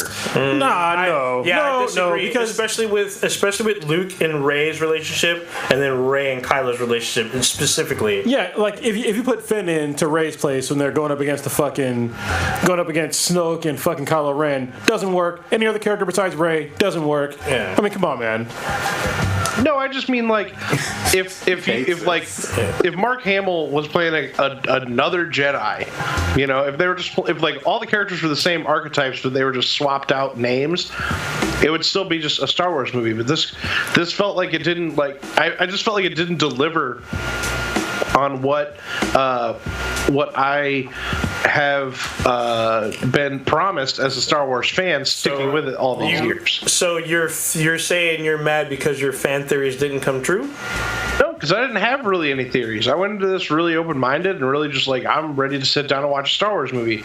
And like whatever they throw at me, whatever they throw at me, I just want to enjoy it. And like, I spent too much time in this movie going, what? Why would you do this? Like, I don't understand these choices you're making. I don't understand the choices the characters are making. I don't understand really anything that's happening. I feel like you're repeating yourself over and over and over again in a lot of these moments, and I'm just waiting for this to end now.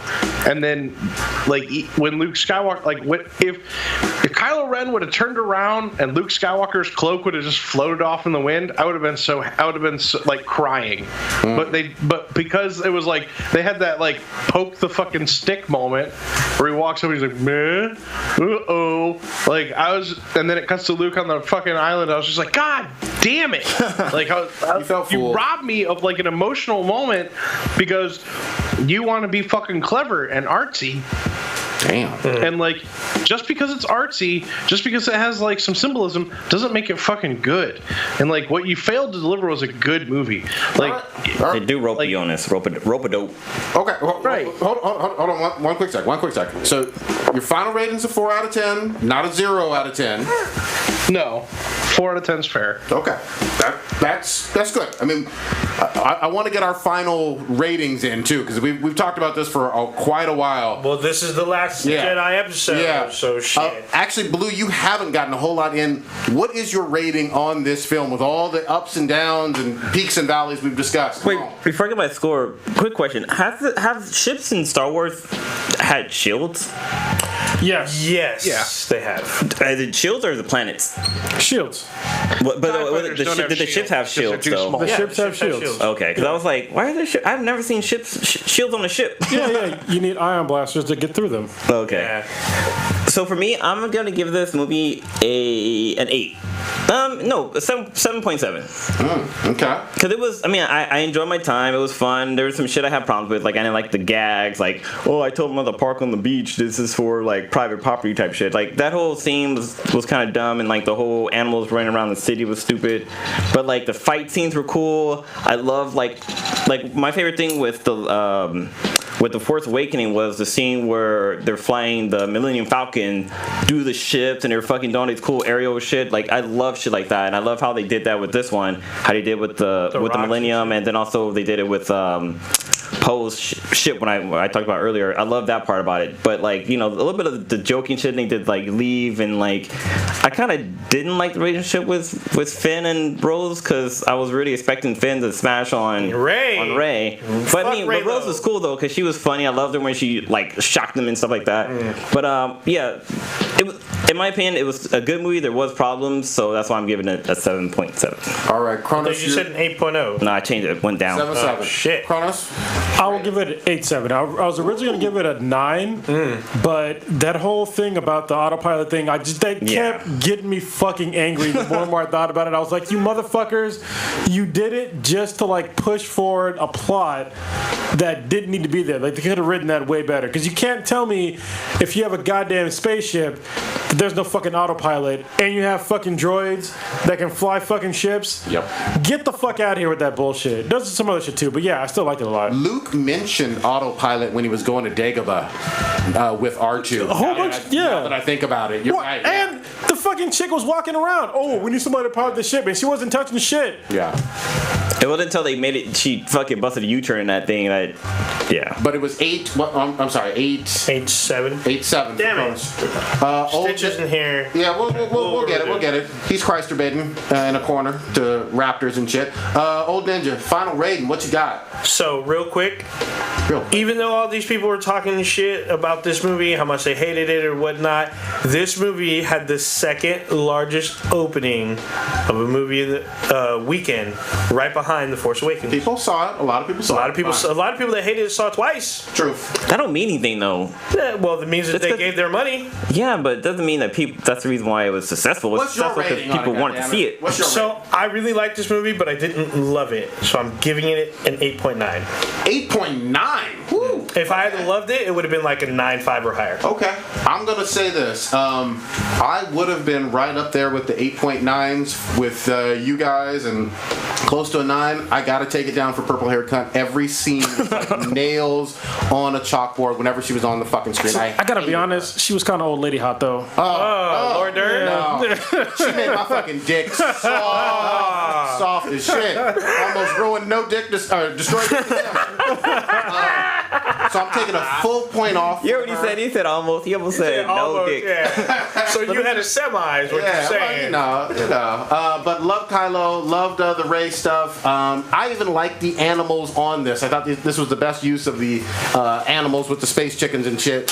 Oh, yeah. We didn't even talk about porridge. I'm going to give, we mentioned it a little bit. I'm going to give this an 8.3. Okay. That's lower than both me and Cronus, but yeah, 8.3. It would have been a 9.3 if not for purple hair, bitch. Yeah, this would have been a 9.5 if it wasn't for certain issues that irritated me. There you go. Man. Canto Bright was Before my I go, let me just throw this out there. These are just a couple of changes I think could have been made that I hope you guys would agree we all would have enjoyed the movie just a little bit better. Okay? All right, shoot. Number one, don't throw out that moment from Force Awakens where Rey hands Luke the lightsaber and he just pitches it over the side. Like they throw that moment is like really huge in Force Awakens, and then to turn it into a joke in this movie cheapens it. No, disagree. I don't know. Yeah, disagree. Secondly, I think Laura Dern's character should have been a traitor. She basically. She should have been the traitor. She should have been the person they were getting tracked. General, hold on. Okay, this one I can agree. She should have been the reason they were getting tracked, and the reason she stays behind isn't to pilot the ship into the other ship. It's because she's going to return, and they're going to stop firing because now they know she's the only one left, and they're just going to take that freighter. And now they're all trapped on the planet. Well, and on that same line, they should have had their hyperspeed drive like fail, because that shit bothered me, because it's like, look, goddamn it, if you can jump to light speed and they can't, like, why the fuck do you just don't jump in front of them? Well, it's dumb as fuck. They could jump, but they're just low on fuel, so they didn't want to be trapped. No, I'm talking about the chasing force. The Empire, all those ships could have just, they had enough fucking ships there to literally surround them on 3 axes. But all of a sudden, all of them are too slow. And only the lead ship needed to track them. Yeah, and I didn't get that either. Yeah, they could have just jumped all around them and just they'd have been. It was stupid. And the last thing I would have changed is I think Kylo Ren and Rey's prophecies should have come true. I think Snoke should have taken Rey as his apprentice, and she should have gone to the dark side, and then Kylo Ren should have had to go back to Luke, humbled, and like face up to his end of the wrongdoing, and that would have been an actual interesting story. Yeah, I kind of mentioned that last week, that I thought that's how the story was going to go, because in the trailers they had showed like Kylo reaching out to Rey, and like her face had like a little bit of red on her, and it got the impression that maybe she was going to switch over to the dark side, because she's had a fucked up childhood too, and very similar to how Anakin, when he grew up, he had to fucking like scalpers for shit and was kind of treated real bad and everything. Yeah, she did have a fucked up childhood, but the one thing Rey continued to have was hope. There you go. And hotness. It's fucking fine. I don't know. She's cute. She's definitely cute. She ain't ugly. Yeah, I mean, there could have been twists. There could have been this and that, but we got what we got, and we got to deal with it. Right. Whether you love it or hate it, it is what it is. Final ratings are already out there. We have talked this one all the way through. Matt, thank you so much for joining, getting your views in, hating as much as you did. We appreciate you, fam. No problem. Thanks, Matt. All right. Thanks, man. Later, guys. Later, man. Boy, we went deep. We sure on did. some fucking Man, I don't think we've ever went so deep on something before. No, we went deep on Beavis because we had 2 other podcasts with us. Beavis and Civil War too. We went pretty deep. Man, we've been talking about this for like a good hour. What's the time but it's stamp the on this? Last Jedi, though. It warranted it. So Yeah, it did warrant we're it. like an hour 25 minutes. I think with the controversy out there and this crazy like split of the fan base, this warranted a very in-depth dissection, and I'm glad that we were able to get input from people who disliked it versus people who did. Yeah, it was good. Well, it was interesting because like people were like partitioning that they get this out of the I forgot the word from they wanted it to be non-canon. Yeah. Well, anyway, a lot of people have strong feelings on it. Yeah, but damn. Let's talk about the other giant pink elephant in the room. Last week, the oldest ninja in the world was actually right. He called a bank shot from 50 feet away. Reals. All glass, nothing but fucking net. He told Bullseye. the world tomorrow Disney gonna acquire 21st Century Fox. And the deal is as good as done tomorrow. He did it on Wednesday night. Thursday morning, I look up. Holy fucking shit. Wait. I got me some nunchucks. Everybody's talking about this big deal. This means quite a bit for everything having to do with Marvel Comics. X-Men, Fantastic Four. What's also so great about it is that, like, once this got announced, that there's posting saying, like, oh, now that Disney owns part of Fox, that all these characters are now considered Disney princesses. Oh, yeah. Like, so some of that came up was that Lisa Simpson, she's technically a Disney princess. And was it King of the Hills? People are no. Why are people so fucking stupid? Like I saw somebody say that every female born now after that is gonna be a xenomorph fucking queen or some shit. I'm like, no. I saw that. First of all, for you to be fucking royalty, you have to have birth from a fucking king or a queen. Well, that's actually not true with the Disney world, because Mulan's considered a princess and she wasn't born a princess, as well as Sleeping Beauty. Not Sleeping Beauty, Cinderella.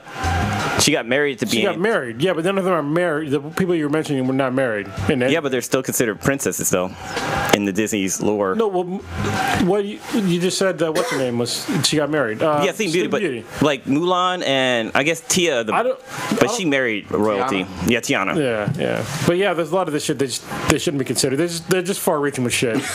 But I love the one with the whole xenomorph. That shit cracked me up. The xenomorph thing was dumb because, first of all, you only see one fucking queen in every movie. Yeah, but not even everyone. Aren't all of her offsprings considered? No, they're not. They're princesses? all males. Are they? I forgot it. Yeah, they're not queens. Because they can't even make eggs. They're not even females. Drones? Yeah, they're all males. Well, I thought they were just drones, no parts, and the queen is the only one. Well, either way, they're not. They're certainly not queens or princesses because they don't produce eggs. There's only one queen. It's just like so she would be a Disney queen then. Well, the xenomorph, I guess. And then also there was somebody mentioned that what's the name of that fucking movie, Rocky Horror Picture Show, that what's the name would be the first drag queen in Disney. Oh, I saw that one. Yeah. But these are all fucking jokes, guys. It's all fucking jokes. Yeah. All right. But it's cool because we get to hopefully see like X-Men and the Fantastic Four actually be produced under Disney's umbrella. So I'm not 100% on the Fantastic Four because I heard there's some weird deals and shit that's not like fully acquired. But the biggest thing I keep seeing is Hugh Jackman returning as Wolverine for the next Avengers movie, not for Infinity War, the one after. And see, I've heard still that is unconfirmed. Yes, it is unconfirmed, but that's what the big that's the big tumbleweed that's rolling through, or the snowball that keeps rolling. Here's the thing that a lot of people forget. I mean, especially younger folks. X-Men were a big fucking deal when they, got started with their cartoon in the early 90s, and even when they came out with under Fox, their X-Men movies starting in, I think, 2000. So it would be super interesting to see what they would do in a broader MCU world. It really fucking would. Yeah. Carlos, you want to get in here on X-Men or just 21st Century and Marvel?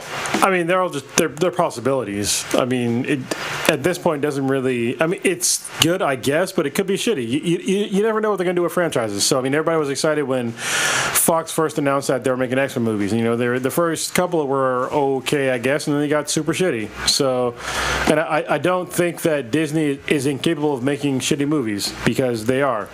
Yeah. So they've been doing pretty well with the MCU so far, but they can easily fuck it up. Case in point, Jim Starlin is no longer writing for Thanos in the MCU, and he's the guy who fucking made Thanos. So wait, I thought he was not writing Marvel comics. Was he writing for the MCU? No, they removed him from writing the Thanos story in the MCU. Oh, okay, he's still writing the comics. Oh, okay.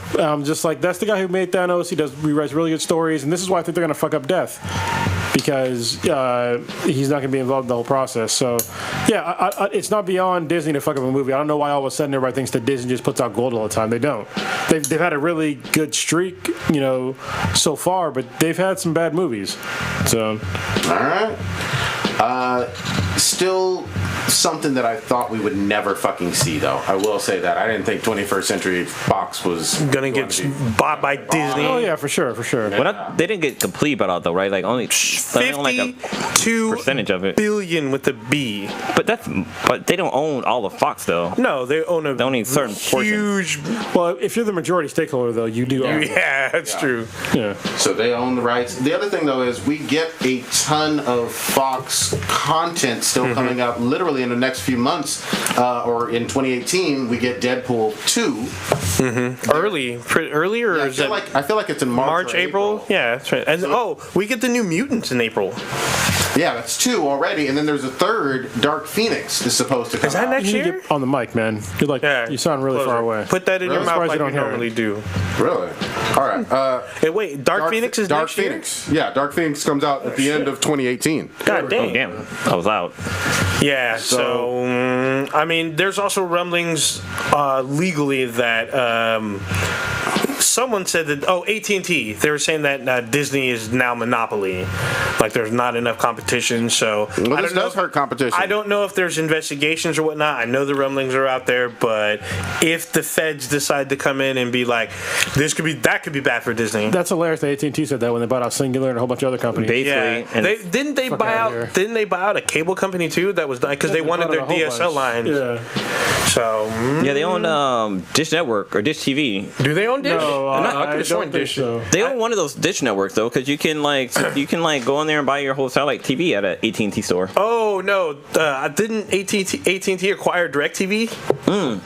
That's what it is. They brought Yeah, DirecTV. I know it's one of those Dish network Dish thingies. networks, yeah. Because I know, like when you do DirecTV, you get AT&T like internet service. Yeah. and they offer you a phone. One of the other quick things we're not actually talking about, Marvel or the MCU would also get access to some really great villains too.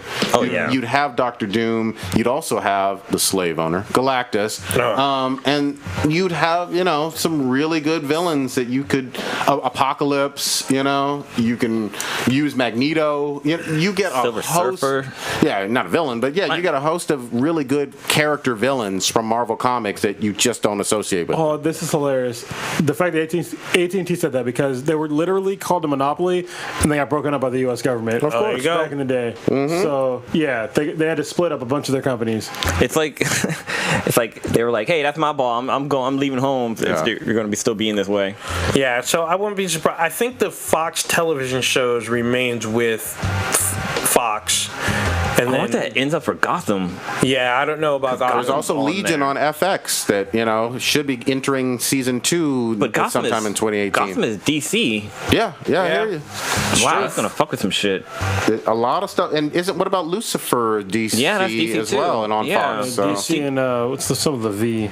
Vertigo, yeah. So it's going to be very complicated. This is a big deal. Much more to come. Yeah, this is going to take a couple years to unravel. Yeah.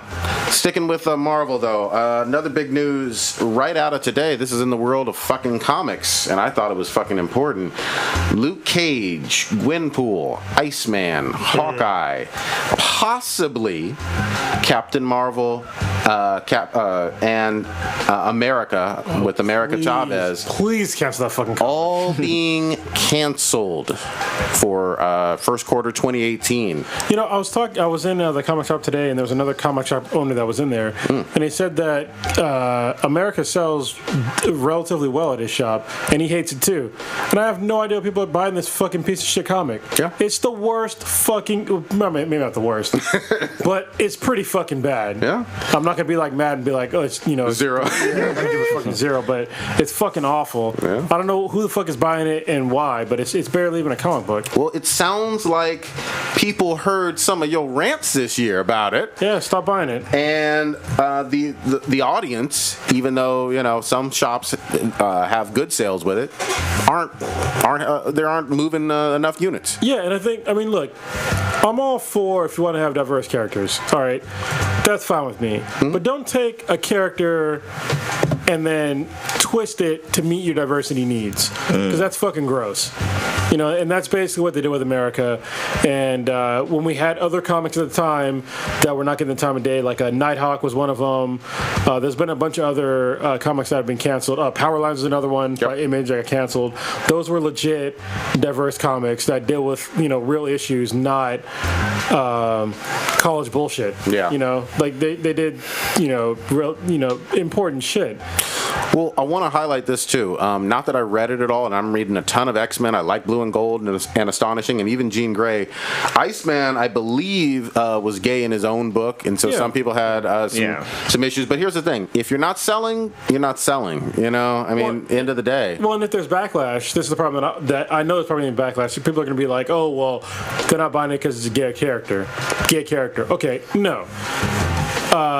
If you wanted to buy the comic, you can buy the comic. Yep. And if there's enough people that are like you to buy the comic, then it will keep going.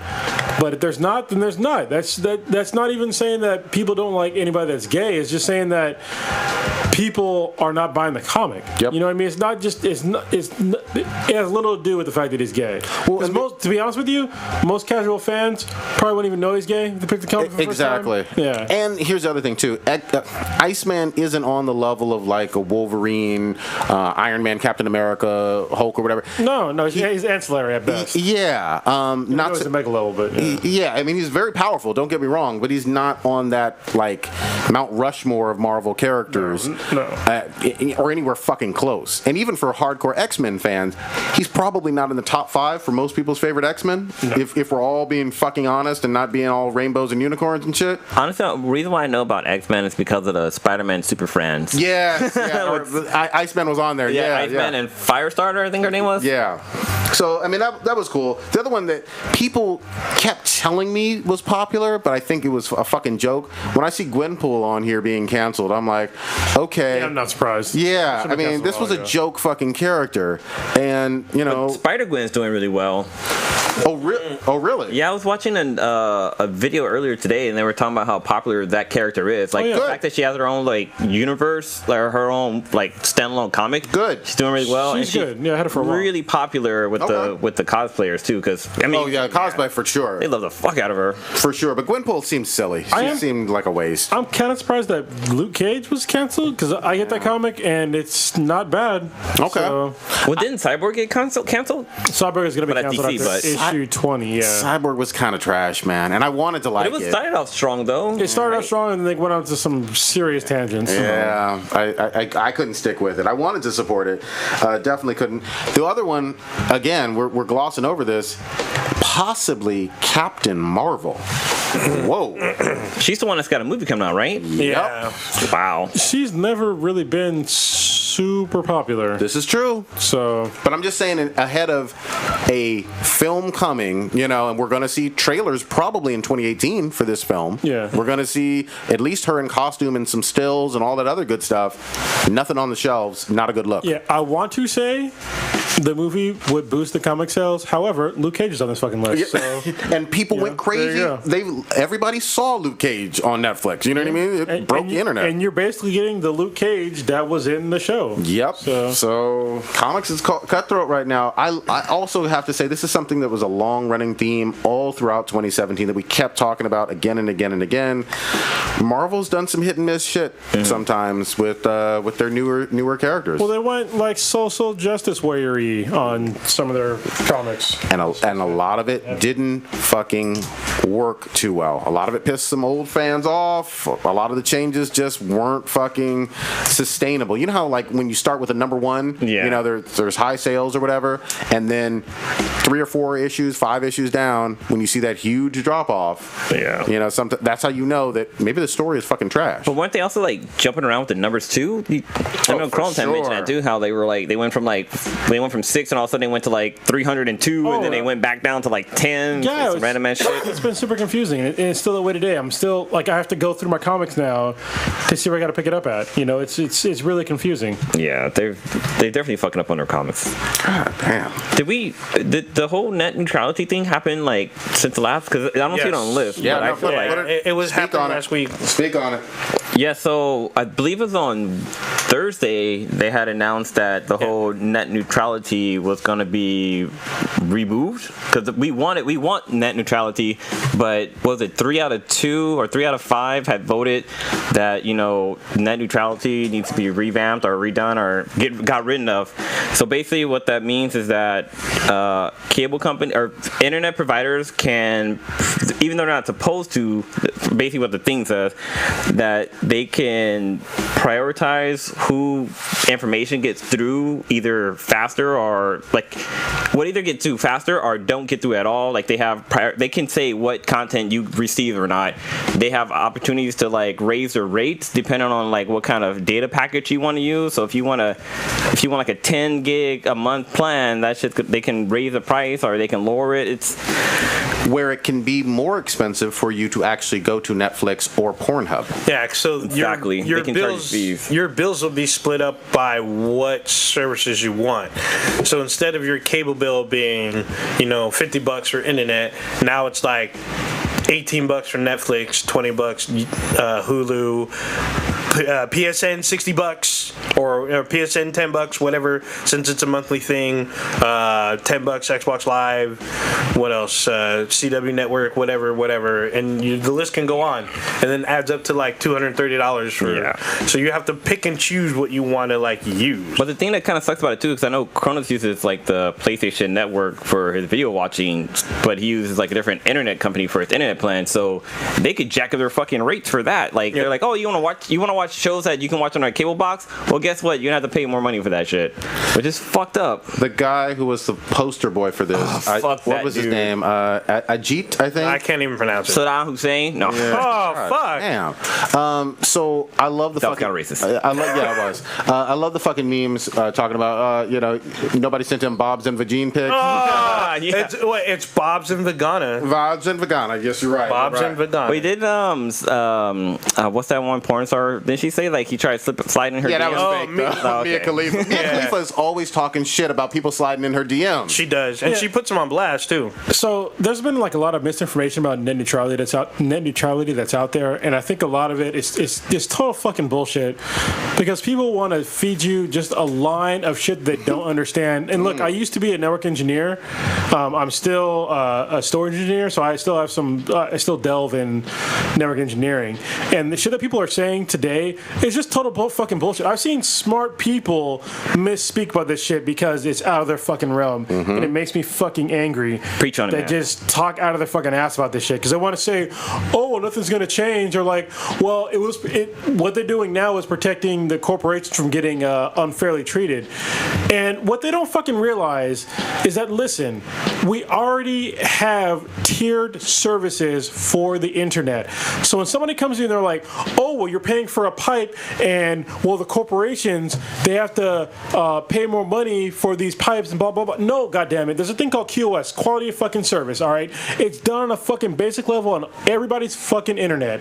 They cap you on a fucking policy basis, so you cannot go over a certain amount of bandwidth. So if somebody tries to tell you that, oh, well, with net neutrality, they can just have anything going anywhere, and then your bandwidth is open. No, it's fucking not. Look at your fucking internet bill. It tells you exactly how much fucking bandwidth is the maximum that you're gonna get. That's exactly what the fuck it is. So when somebody tells you that bullshit, they're just talking. They don't know what the fuck they're talking about. Because I've set up fucking QoS shit. I set up fucking bandwidths before for fucking different servers and fucking networks and shit like that. And that's the way it works. Look, I give you a pipe that's fucking 100 gigs.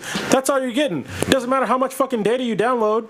You're only getting 100 gigs, megs down. Probably not getting 100 gigs down. That's fucking fast. Yeah. I was gonna say, damn. You're gonna get 100 megs down. That's the constant amount that you can get. That's all you can get. All right. So when people try to sit there and be like, "Oh, well, now with net neutrality, people can just get whatever they want, and corporations losing money." No, they're not losing money because they're still giving you the same fucking pipe, and they're still gonna give you the same pipe now. You're gonna pay for the same shit, except for now the problem is that they can throttle your service. People just gloss over the fact that the reason why we had net neutrality put in was because corporations were throttling fucking internet services based upon their own financial interests. Yes. Yep. All right, and that's the problem. And they used that bullshit like, oh no, we need the fucking money to improve on our infrastructure so we can make things better for people. But like, yeah, that's bullshit too, because they've constantly improved infrastructure since the internet was fucking born. It hasn't slowed down at all. Yeah. Like if you look at like cell phone carriers, they've improved, like Sprint and shit like that. They've improved their fucking infrastructure. Oh yeah. You cannot sit there as a corporate. This is how fucking capitalism works, dumbasses. You can't sit there with the same product year after year and not improve upon it. If Comcast gave me the same internet pipe as I had in fucking 1995, I'd get off fucking Comcast. Yeah, no shit. Like that, everybody would. But the fact they offered me fucking 200 megs down is why I fucking have their service. Yeah, You know that's what I mean? exactly why I went with them. They're all, oh, you want the blast? I'm all the blast. Oh, it's 200 megs now. I'm all done. Sold. Yeah. Sold. And that's what people, they don't understand. They have these stupid ass talking points, mostly by conservatives now. And I'm not a liberal. I'm squarely in the fucking middle. But it's mostly conservative fucking morons. There's a guy that I actually kind of respect, Ben Shapiro. Have you guys heard of him? I saw him. And he talked totally out of his ass. Like, dude, you don't know what the fuck you're talking about. You don't know what the fuck you're talking about. He's a smart guy, but yeah. Well, one interesting thing I saw, they talked about how like I can't remember the party that voted on the net neutrality, whatever. But they literally had a website that they made available for people can post their comments to say like what the people think. Like people can go in there and voice their fucking opinion and shit like that. And I think it was like 22 million people had went on the site, posted up what they thought about whole net neutrality, and those fucking people didn't go fuck. They were like, oh, that has nothing to do with us. They didn't take into account what people fucking wanted. They went basically off of what corporations were fucking feeding them, and that's why the internet's gonna fucking suck eventually. Yeah, well, eventually, soon. We're talking probably within a year. Yeah, and this mostly just happened in other countries too, and obviously, as Kronos had mentioned, we have China. We have a history of this, not in this country as well. But there is a little bit of glimmer of hope that it can be Fought in the court. overturned. It can be overturned in the courts. Yeah, and for people that were like, oh, well, nothing's going to change about, your internet provider, Comcast in particular, they changed, the day after this shit happened, they changed their net neutrality pledge, because they had a net neutrality pledge on their website for a long time, and they changed it to, I forget, they removed the part about how they will not charge more for extra shit. Yep. They removed like 3 lines. Yep, and it makes it more vague, and it doesn't hold them to not changing anything. They should have showed a GIF of David Chappelle saying, "Gotcha, bitch." It'd all be a gift to me. A GIF. Yeah. Yeah. Oh, they changed their thing to instead of saying we will not block or slow down or discriminate against lawful content, they changed it to we do not block or slow down or discriminate, because they will in the future. I mean, they can. They're going to. Of course they're going to. They're Comcast. And I am not for government overregulation, but this is one of the things where they need to regulate it. Yeah. You know what I mean? Because what people don't seem to understand is that when you compare the internet to like a utility like water, it's a bad comparison, because it is costing internet providers no more money to give you extra. Like, this is what I'm trying to say. It's already covered by electricity, all right? So your electricity bill is part of your fucking internet bill, all right? Because it's paying for the transmission line to get to you. All right, so when somebody says that, oh, you have some pipe, and now somebody could, I guess, use more, but you can't, because it's already fucking limited by QoS. So I can't stand that fucking argument. I have to hammer that home to people, is that your shit is already capped.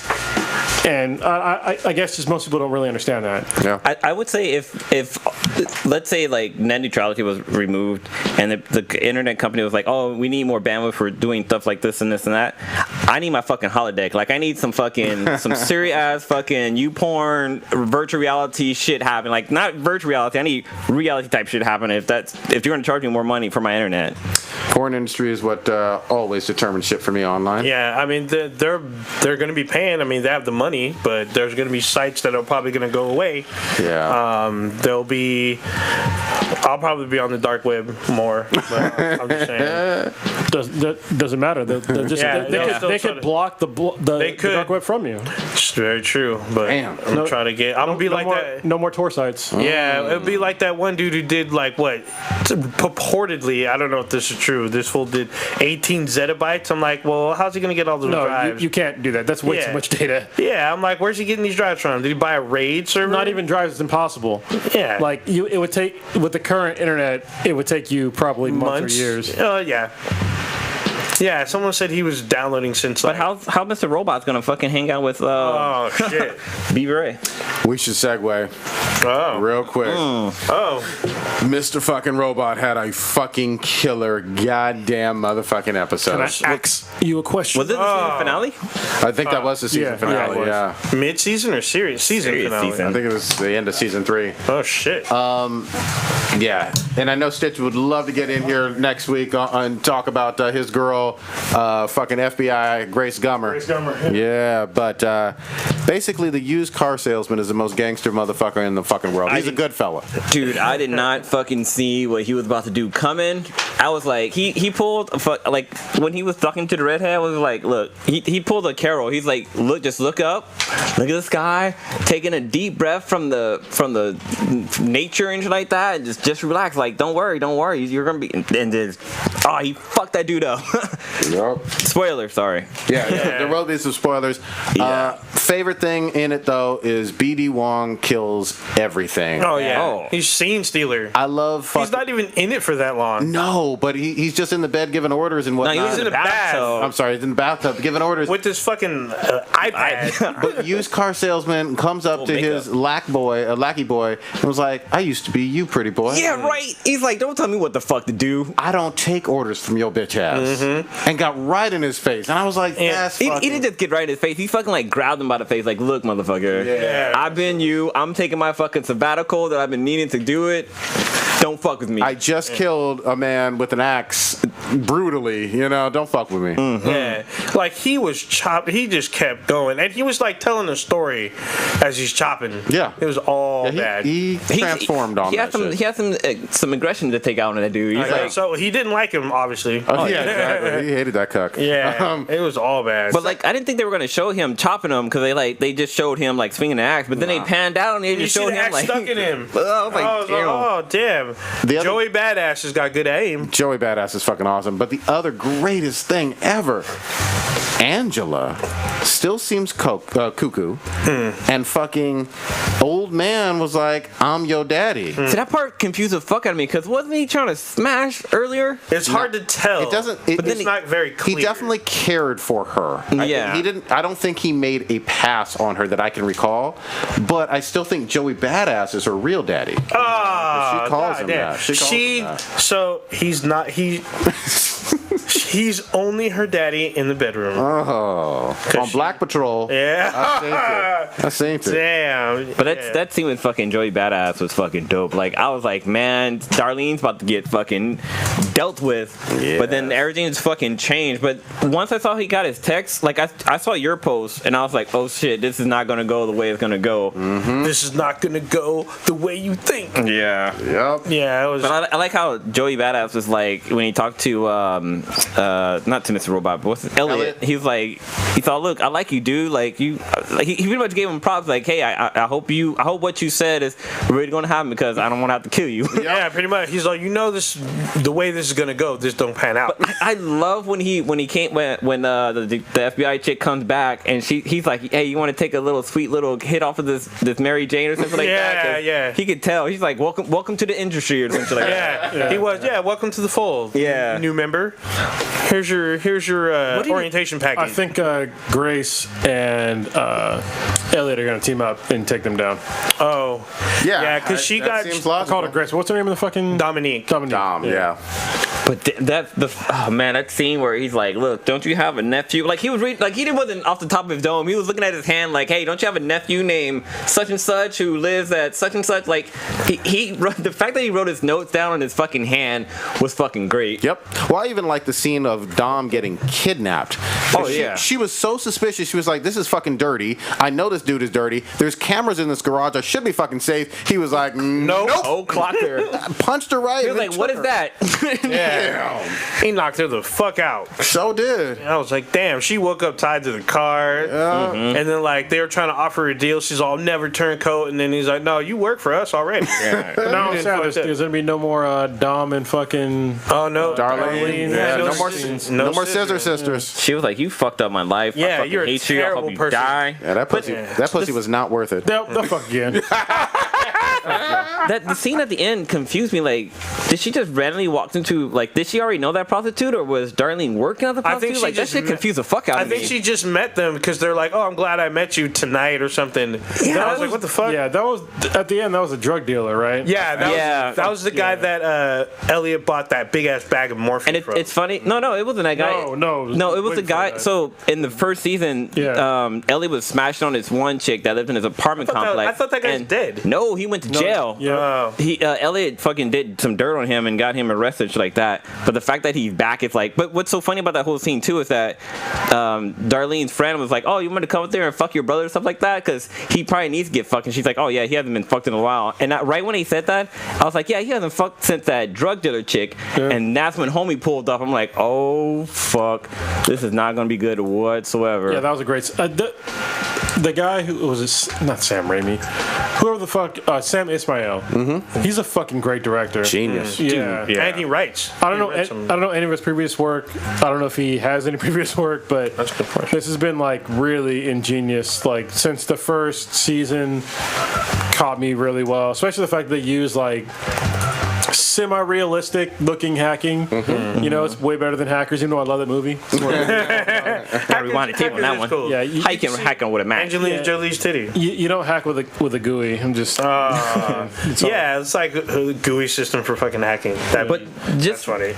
With this show, like even just the first season, it was like, oh man, this shit's so fucking good. Like, how can you top this? Next season got fucking better. Then next season got even better. It's like, damn, this show is fucking great. So we learned a little bit of truthiness about Elliot. Elliot's fucking crazy. There was a huge plot point about him being thrown out of a window by his father. So he had this animosity towards him, and then Darlene tells him, "You jumped." Yep. And he's like, "What are you talking about? Dad pushed me." So I was there. Not only did he jump, he was freaking out and like smashing the house to fucking yeah. So he had an episode because they got caught trying to steal a camera. Darlene says she was in the closet and she saw everything. She came out with fucking Dom, didn't she? Oh, R. Kelly ended up. Damn. Yeah. So, but what's interesting about the fact that his dad didn't push him, it takes me back to the scene on the bridge because there's a scene where this was back before he knew Mr. Robot was his imaginary friend or whatever.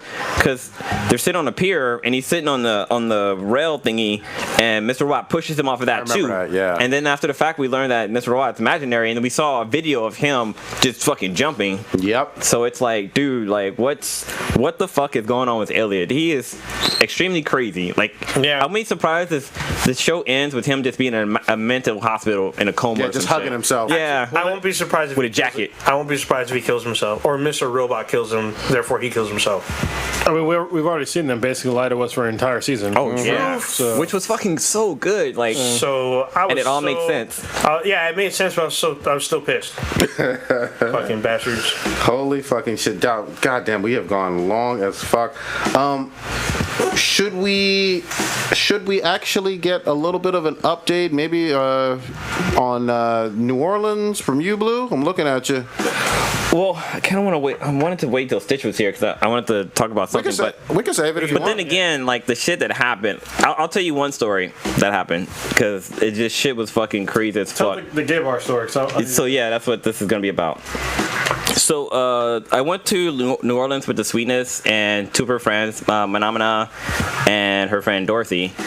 And Oh, I didn't know my number when I went. yeah, she went. Oh, cool. Yeah, because remember you told me like, oh, if you get in trouble, like she's a blue belt now, so she better protect you. She'll put she'll Yeah. put Wait, people up. I thought her name was Holly. Well, that's her other name. Damn it. Keep going. But anyways, so this was our second day there, and we were just kind of walking around, sightseeing, I was taking pictures and shit like that. We were kind of going to places, drinking. We had dinner or lunch at this really nice ass fucking restaurant. Good fucking food in New Orleans. So we go to this place called the Ice Bar, and I'm a big fan of old fashions, and there was one fucking bartender making drinks for like everybody. This place was fucking packed at one point, but he made like the best. Like I was like, hey, how do you make your old fashioned? He's like, I'm making like this, bro, and he made him and shit. And he was a white dude talking like this, but he made my drink. I'm like, oh my god, this is so fucking good. So we had like maybe 4 or 5 drinks there, and it's funny because like I don't like martinis, but there was a guy at the bar. He's like, this guy makes the best fucking martinis you ever had in your whole life. I'm like, all right, let me try one. I had it. It was the best fucking martini I've ever had in my goddamn life. It was so fucking good. So anyway, so we're all drinking. Then we leave there. We go kind of more sightseeing. I'm taking pictures. And one thing, when I'm hanging out with the sweetest of her friends, like she seems to not, like she forgets that I'm there. So this is a common problem in our relationships. Yeah, but like I know it's a common problem. So I stopped to take pictures, and we're going to go to it because we're going to do a voodoo vampire tour, ghost tour thingy, right?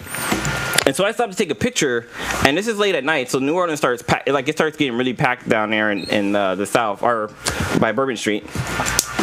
So I'm like looking to see where she is. I'm like yelling at her name, and I can't see where she went. And like I think I see her, and I'm screaming out her name, and she doesn't like respond back. So I'm like, okay, what the fuck? So like I go that way. I don't know where the fuck they went. Like they basically just goddamn disappeared. All right. So I'm walking around, and like I didn't know where the tour was gonna start. So I go into a bar. I'm like, because everybody kept telling me like you need to get a hand grenade, get a hand grenade. I'm like, all right, yes, I'm gonna have a quick hand grenade. So I get a hand grenade. She texts me the location. I'm fucking mad because like we're in New Orleans. Like we've heard stories about people getting fucking robbed and shit like that. So we all gotta be like looking out for each other.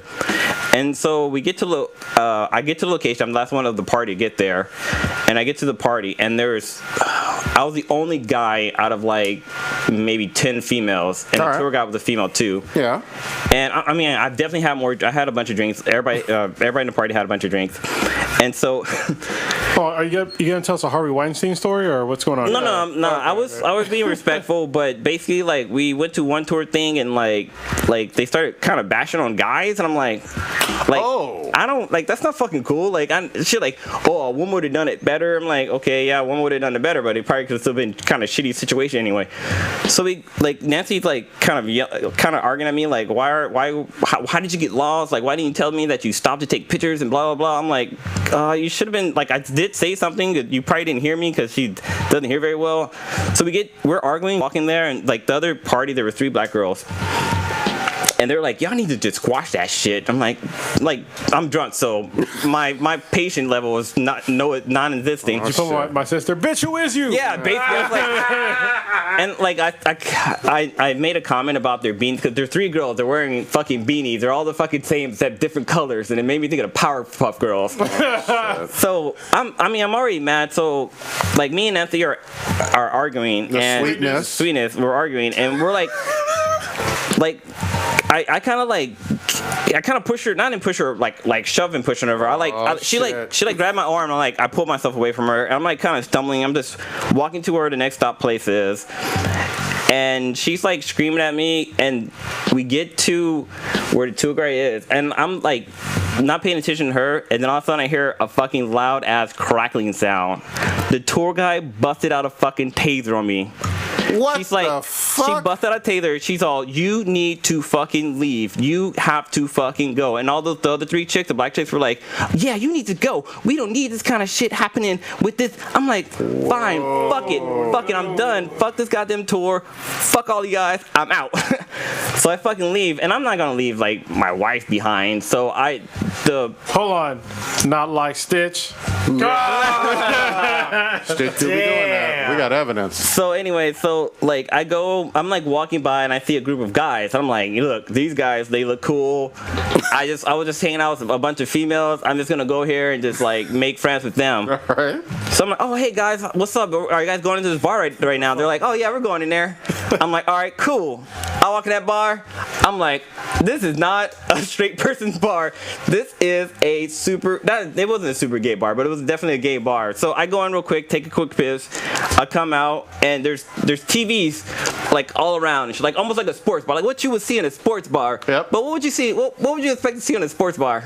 Man on man. You saw Jones in Was guys fucking. They were showing porn on the screen, but I didn't notice it at first because I was like, you edited it out of your brain. It's like, I was drunk. No, because I didn't. You have to like look up to see it, and so like he was like horrified. I went to go piss, and I came out and I started talking to the guys I walked in with, and they were like, "Oh man, where you from?" And I'm like talking with them, and like the guy's like, "Oh, you see how that dude took that dick?" I'm like, What the fuck? I look up and I just see a fucking another dude just pounding another. I'm like, Damn. I am in a gay bar, but I'm like, fuck it, like gay people are cool. So like I'm talking with them and they're like we're all joking around. I tell them the situation. They're like, yeah, man, that's kind of fucked up, but yeah. You tell them about your wife and all. and they're all like, "This is why we're gay." Yes, they did say that. I kid you not. But no, these guys, they were cool because like I had told them about like that one time we went to a gay bar in Vallejo and like that situation. They're like, yeah, you know, people have all these speculation, but That shit was fun, by the way. and this situation was fun too because these guys were like really friendly. One guy was like, he's like, how do you know you're not gay? I'm like, dude, I know I'm not gay. Hey, did they do the thumb butt test? No, they did not. At least. You ever had a prostate orgasm? How many knuckles they fit in there? But no, these guys were cool. But it was funny because like the way they kept flirting with each other, and they were like, one guy was like, you thought, bitch, you don't know what you're talking about. I had you last fucking night. I was like, shit. whoa, this shit was. But it was so fucking funny. But no, these guys were really cool. And I forgot the name of the actual club. But like, This is on Bourbon though. no, it's kind of off of. It's in that general area. No, if you keep walking down Bourbon Street, it turns into the gay district. Yeah, boy, I know. Yeah. Might have been on the actual same street. What the funny thing is, no, it wasn't because I googled it and tried to find out exactly where it was because I don't remember the actual bar. Like I actually went back and researched to find out where the fuck it was. But apparently this bar is like the oldest gay bar in New Orleans, so it has a bit of a back history and like Backdoor history. Damn. But yeah, it was really cool, and like eventually the sweetness texted me. She was worried about me and stuff like that, so I met up with them and went. Did they come to the gay bar? No, I met up with them at some pastry thingy. So, but yeah, that's Told them to come to the bar. I'm at the bar. that's one of the funny stories. With But the then, boys. but then after that, like everything was cool. We kind of walked down Bourbon Street, and I got this cool like this drink. It was I was gonna say you brought your own fucking cup. but look, it's fucking cool Glass. because it fucking like lights up and yeah, shit. It's the kinda cool. resurrection. Yeah. got a skull on it. So this place I went to, they were on Bar Rescue, and it's funny because when I went there, I'm like, oh shit, do I get a discount since I see you guys on Bar Rescue? They're like, no, you have to pay more. God damn. But yeah, that was one of my New Orleans How stories. does that make sense? You had a shitty business, and somebody helped you, and I got to pay more. Yeah, exactly. This is why you got no money. That's a good story. I didn't see that twist coming. Yeah. That shit was good. Neither did he. This episode of the podcast is brought to you by Bar Rescue. Yeah. All right, good. So it's funny because wait, one more part of the story. One of the guys gave me their business card. And I fucking forgot to bring it, and like it's funny because like I was drunk. The drunk blue was out. So like the next day, I was going through my pocket and I pulled out like a card, and it's like a fucking naked dude. I'm like, what the fuck is this? There was two black people in that gay bar. It was me and some other dude, and I got his card. But I'll bring it in next week. He was the top though, right? No, he was the bottom. Oh, okay. He was the Our one. bottom. He was the one that was talking shit. The other guy was like, "Didn't I fuck you last week?" God damn. But it was fun. That made the story funnier. Like it went from a bad situation, me almost getting fucking tased by some rando, to me hanging out with gay people having like a cool conversation. Almost getting prostate tased. All right, god damn it. But that gay porn, dude, that shit. Jesus Christ. You want to save the holiday buying guide till next week? Christmas is on Monday. Yeah, it's on Monday. Yeah. Yeah, we'll just fucking skip over it, I guess. We'll do the golden eggplants next week. Yep. Okay. Shit. So let's round it then. I mean, we've gone. Yeah. Kronos, what you got popping? This is Christmas weekend. I'm still working on my fucking car. Oh, damn. So It's like a month? Yeah, hopefully it'll be done this weekend. It's been a pain in the ass, but whatever. It is what it is. My oldest daughter flies in on Friday. I'm looking forward to seeing her again. Cool. So that'll be great. Christmas is coming up, so Merry Christmas, and for y'all that don't celebrate Christmas, it's just not for fucking everybody. All right, Happy Holidays. There you go. So one of the things that I hate about this time of the year is that I'll say Happy Holidays and some motherfucker will be all angry. Merry Christmas, bitch! Shut the fuck up. Like, if you tell me Merry Christmas, I will say back to you Merry Christmas, even though I don't fucking believe in Christmas. And technically, neither do you, you dumb fuck. If you have a Christmas tree in your fucking house, you don't believe in fucking Christmas because it's fucking pagan. Yeah. Get the fuck out of here with that bullshit. Santa Claus isn't fucking Christian. None of that shit. Get the fuck out of here. But anyway, yeah, just don't be a dick for the fucking holidays. All right. So if somebody says Happy Holidays to you, don't get fucking angry. They might not be fucking Christian, which is highly possible in America. Yeah. There you go. Krampus will get you. Old Ninja, what you got? Populating. So in 2 days' time, I'm gonna check out this Bright film with Will Smith Yeah, and I'm looking Orcs. forward to that too. Yeah, so it's Friday, right? Yeah, it's Friday. I'm gonna try to check it out sometime this weekend because it's a movie and not a series. Okay, I was gonna ask you about that. Yeah, and then I'm also working on my car, but I just got one last thing because I've had some issues too, and then I'll probably be going out of town for Christmas, but I will be working through the weekend, unfortunately, and Make that money. gonna see The Last Jedi probably again this weekend, possibly tomorrow, and visiting some friends that are in town. That's pretty much it. Good shit. Blue, what you got?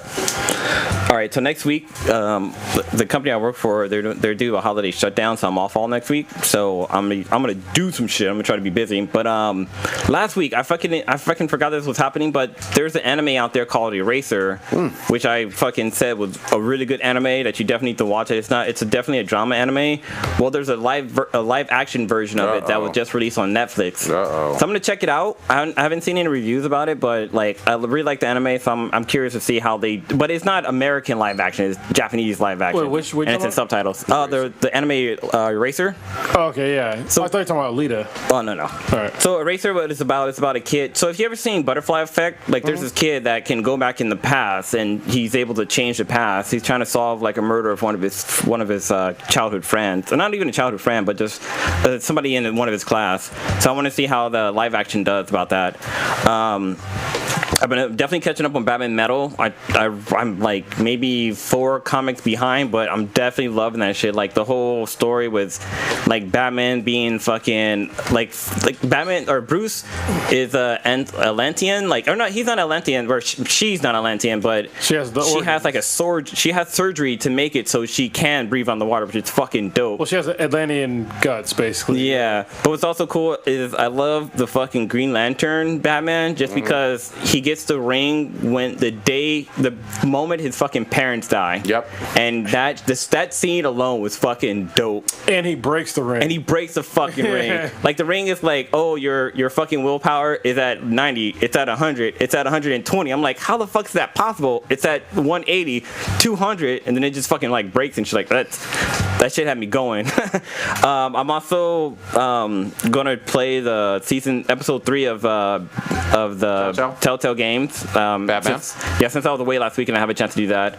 The Sweetness and I are doing, we're going to her family's house for goddamn tamales. Tamales, fuck yes. That's why you marry a Mexican girl. You get fucking tamales. But her cousin and them, they're doing a white elephant exchange too. So. If you're going to a white elephant exchange and people have kids and they're like, oh, there's no limit for the amount of money you spend on the kids, but for the adults it's like $30. Do you still buy stuff for the kids, or you just be like, fuck them? Maybe something small. Yeah. Okay. Maybe something small. I don't know. Kids don't need much. Get them some books. Cheap kids books. And then also since I'm off all next week, I'm actually gonna be posting this probably tomorrow. I'm actually gonna be offering a discounted rate for photo sessions for my photography company. There you go. I'm gonna be I'm gonna give it a discount for 1 hour photo sessions. So if anybody out there that's living in the Bay Area and you're looking for like maybe headshots, you want to update your Tinder profile with some new pictures, or if you need a family picture, if you want even a picture of your pet, definitely check me out. Look up Daniel Daniel J. Anderson Photography. You can go to danieljandersonphotography.com, or you can find me up on YouTube, or not YouTube, on Facebook, or on Instagram. Just hit me up in the DMs, and I'll reach out to you and let you know what my prices are for an hour. Good shit. I am trying to desperately finish. I didn't finish it before the cast. The Juni Taesun finale for that anime, Zodiac Wars. Still loving some Assassin's Creed. We didn't really get into games this week, but I will say we are super fucking excited about the fact that we are almost done with the 3rd annual Golden Eggplant Awards.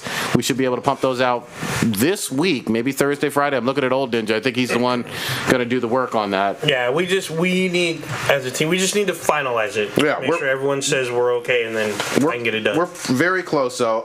And also, last week, hopefully everybody heard it, Kronos and I had a really good interview with nerd comedian girl, Erica Inez, and we have one. Great. Yeah, she tried to school me on Poison Ivy being a great character. Huh? Oh, she called you out. Yeah. Rightfully so. She was like, you don't know shit. Nah, Poison Ivy ain't shit.